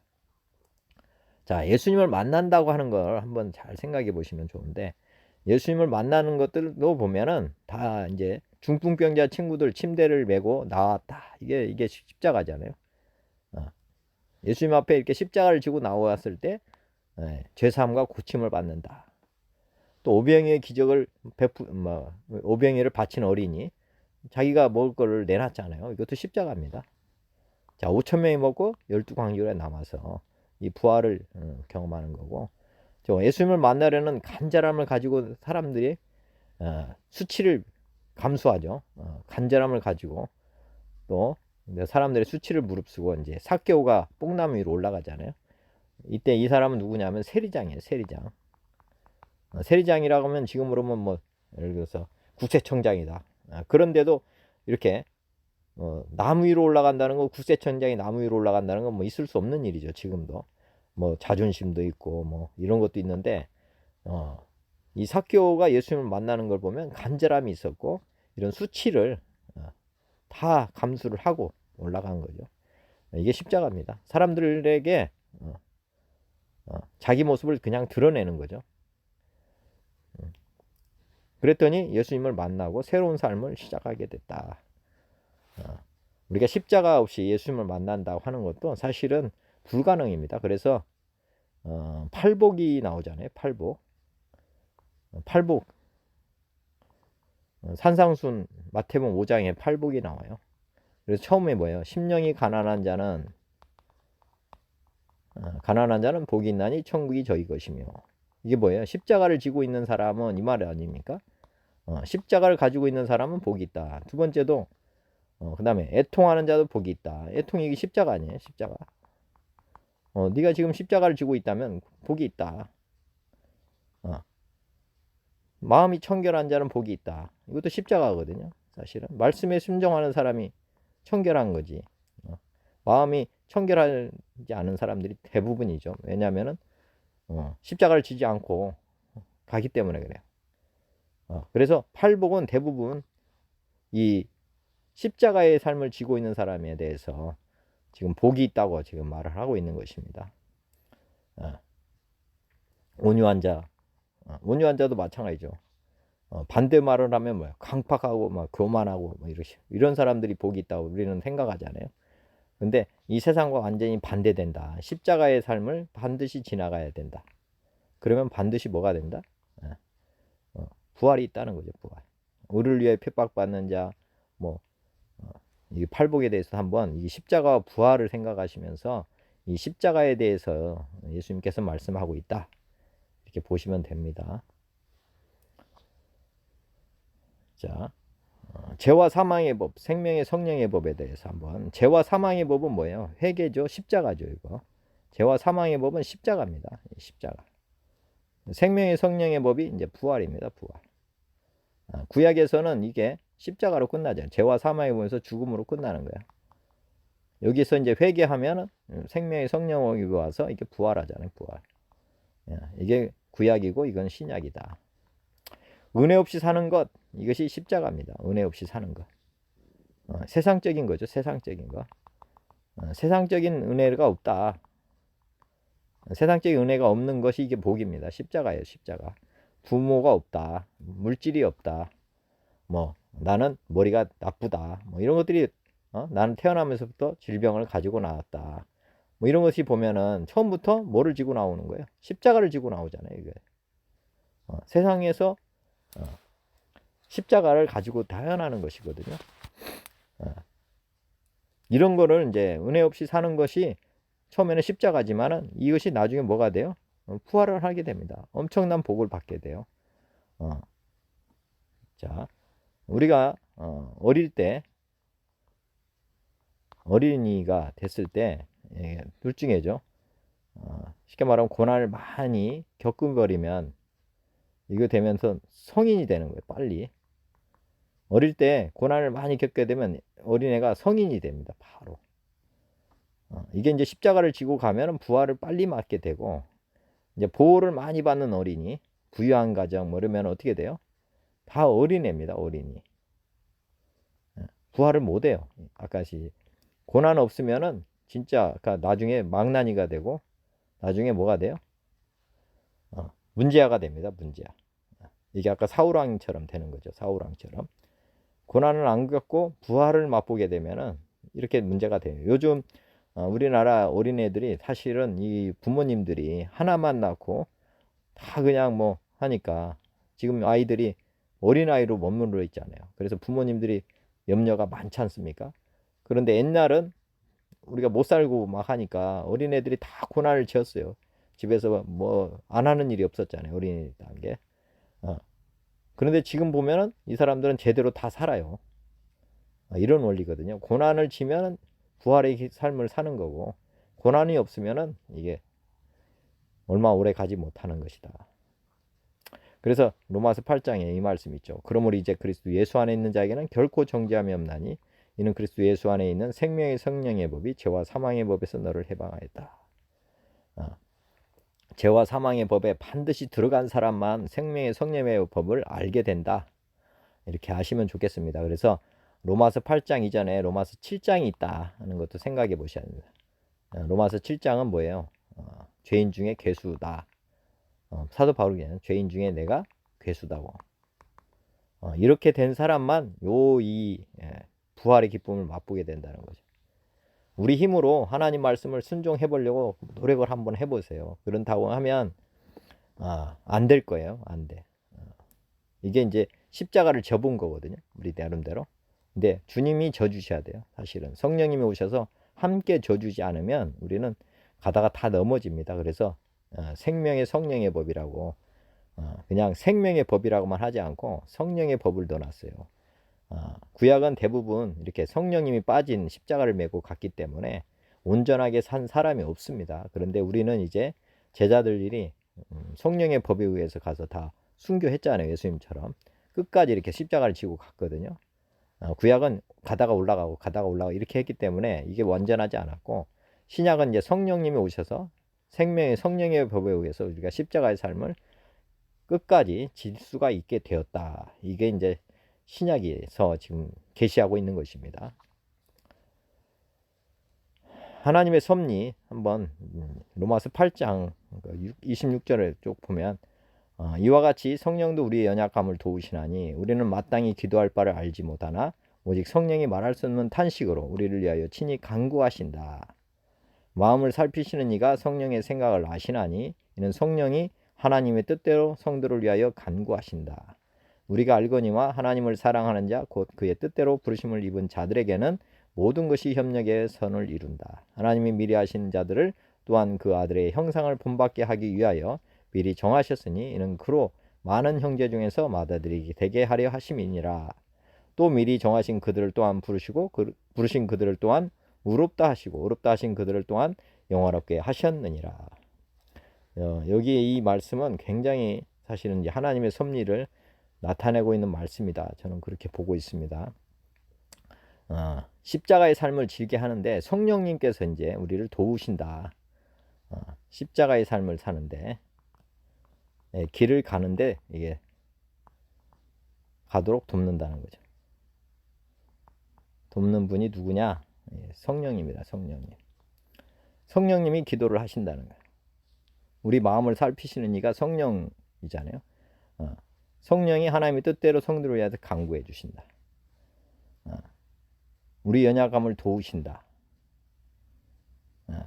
그 다음에 세 번째, 하나님을 사랑하는 자 그의 뜻대로 부르심이라는 게 모든 것이 협력의 선을 이룬다. 자, 모든 것이 뭐냐면 아까 십자가입니다. 십자가가 선을 이루어 가게 하신다. 이렇게 보시면 된다는 거죠. 우리에게 오는 이런 십자가의 삶이 사실은 고난 같지만은 돕는 거잖아요. 연약함을 계속 도우셔가지고 이 십자가의 삶을 이루어 가게 하신다. 이렇게 보시면 됩니다. 그러니까 가족들이나 사람들이 다 우리가 십자가를 지고 가도록 협력해서 선을 이루어 가게 하신다. 하나님의 사랑하는 자는 반드시 십자가를 지고 가야 되거든요. 예수님이 십자가의 삶을 포기하지 않고 끝까지 지고 갔잖아요. 그래서 선을 이루신 거예요. 그래서 이제 부활하시고 천국으로 돌아가시고 이렇게 되신 거거든요. 이게 그 아들의 형상을 본받게 하기 위해서다. 뭐 다른 게 아닙니다. 우리 안에서 예수님의 십자가와 부활의 삶을 나타내도록 하기 위해서다. 이렇게 이제 본질이 그거예요. 다른 형상을 이루려고 하는 게 아니고 이 십자가의 도를 이루어 가도록 해서 우리가 작은 예수가 되도록 이 성령 하나님께서 역사하고 계신다. 이거는 그분이 예수님 하나님께서 우리를 부르셨고 그 다음에 우리를 의롭다 하시고 우리를 영화롭게 하실 것이다. 즉 우리가 계속해서 십자가를 지고 예수님의 뒤를 따라가게 되면은 예수님이 부활 승천하셔가지고 하나님 보좌 우편에 앉으신 것처럼 영화롭게 됩니다. 아까 은혜와 진리라고 그랬잖아요. 우리가 진리를 쭉 십자가를 지고 가면은 반드시 영화롭게 된다. 지금 이렇게 말씀을 하고 있습니다. 이 말씀을 한번 잘 묵상해 보시면 좋을 것 같습니다. 십자가의 길을 가도록 성령 하나님께서 지금 섭리하고 계시다. 자, 다시 한번 보면 하나님은 모든 것을 협력하여 선을 이루어 가신다. 모든 것을 협력하는 게 이제 십자가입니다. 이게 아까 예를 들어서 선생님이 숙제를 냈다. 숙제를 하는데 내가 이제 해결하려고 해요. 그런데 부모님이 도와주고 뭐 다른 사람이 도와주고 다 해가지고 이제 해결했는데 내가 이 문제를 풀어가도록 많은 사람이 도와준다는 뜻이에요. 우리에게 뭔가를 십자가를 내가 지고 가려고 할 때 너 혼자 지고 가라는 게 아니라 많은 사람들이 협력해서 이 십자가를 지고 가도록 해서 선을 이루어 가신다. 이렇게 보시면 됩니다. 선은 하나님을 잘 믿는 거거든요. 잘 믿는 것. 이것이 선입니다. 말씀에 순종하는 것, 이것이 선이에요. 말씀에 순종해서 가게 하는 것, 이것이 이제 하나님이 선을 이루어 가는 것이다. 로마서 8장 28절 우리가 알거니와 하나님을 사랑하는 자 곧 그의 뜻대로 부르심을 입은 자들에게는 모든 것이 협력하여 선을 이룬다. 모든 것이 협력해서 선을 이루도록 지금 하나님, 예수님, 성령님이 지금 이 일을 지금 우리를 십자가와 부활의 삶을 살도록 도와주고 계시다. 자, 하나님은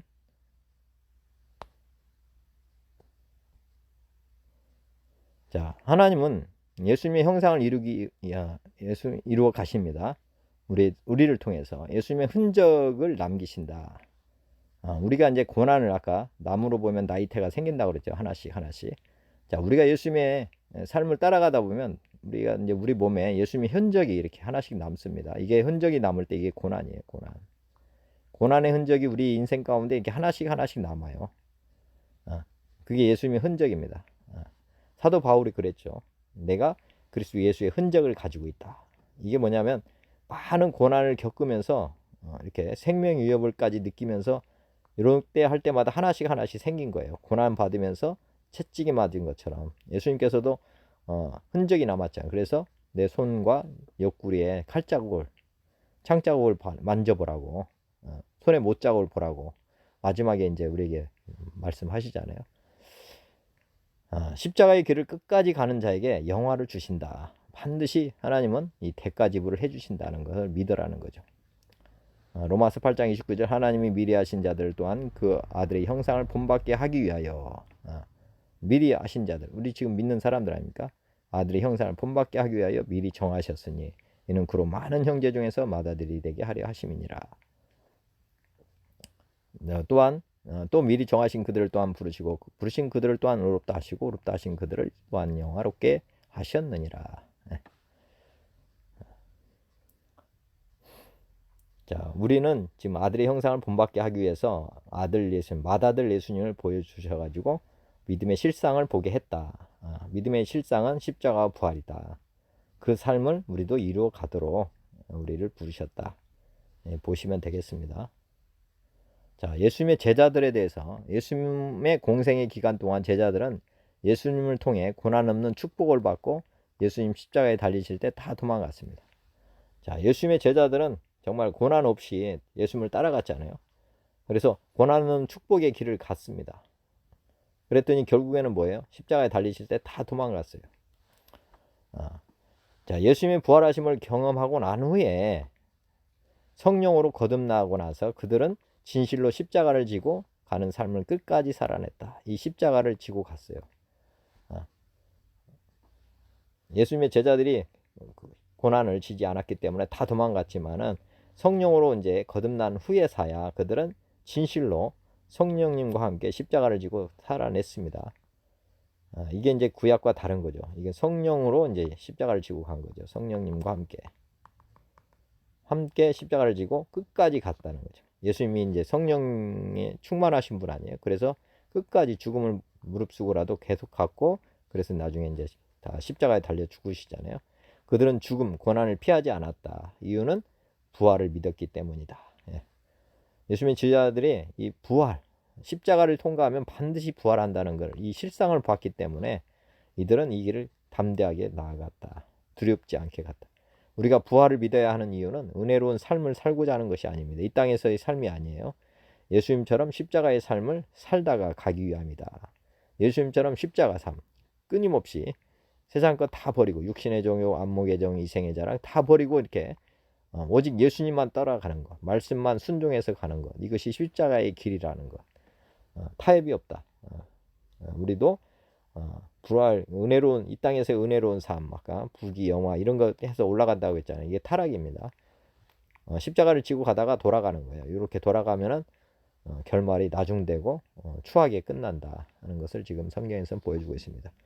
대표적인 게 뭐 가룟 유다라든지 이런 사람들인데, 성경에서 십자가의 길을 쭉 간 사람과 가다가 중도에 십자가의 길을 포기한 사람들, 이 삶들이 지금 우리에게 계속 비춰주고 있는 것입니다. 예수님만 십자가의 삶을 끝까지 살아내신 분이고, 뭐 사도 바울이 뭐 예수님의 이 정도까지 따라갔다고 보시면 되고, 사도 바울이나 뭐 베드로나 뭐 이런 사람들이 이제 거의 대부분 예수님의 삶을, 스데반 집사나 뭐 이런 사람들은 예수님의 삶을 그대로 다 따라갔죠. 신약의 사람들을 외에 구약에서는 오다가 다 올라갔습니다. 예수님을 팔았던 유다도 마찬가지고 따라오다가 다 올라가서 세상 영예를, 세상 영광이죠. 우리는 세상 영광을 꿈꾸는 게 아닙니다. 세상의 부귀영화를 꿈꾸고 따라가는 게 아니에요. 단지 우리는 이 땅이 아니다. 이 땅이 아니다. 이 땅에 목표를 두고 있지 않다. 우리는 새하늘과 새 땅에 목표를 두고 있기 때문에 우리는 지금 이제 이 길을 끝까지 가는 것이죠. 세상 사람들은 다 이 땅의 것들을 다시 취하다가 올라가는 것입니다. 그래서 성령의 9가지 열매, 성령의 열매가 뭐예요? 십자가입니다. 십자가를 진 사람에게 나오는 거예요. 십자가를 지고 가는 사람에게 맺히는 열매다는 거죠. 성령님의 열매잖아요. 사람의 열매가 아니라 성령님의 열매는 십자가를 끝까지 지고 갈 때 나오는 열매거든요. 그래서 사랑, 희락, 화평, 온유, 양성, 충성, 절제 이런 것들이 다 어디서 나오냐? 십자가를 지고 갈 때 나오는 거죠. 십자가를 지고 갈 때. 중도에 뭐 돌아가면은 안 나타나는 겁니다. 열매로 보고 안다고 하는 건 십자가를 저분이 지고 가느냐. 그리고 그렇게 지고 가면 반드시 열매가 이 땅에서 보여집니다. 죽은 자들에게서 아까 씨가 열매가 나오잖아요.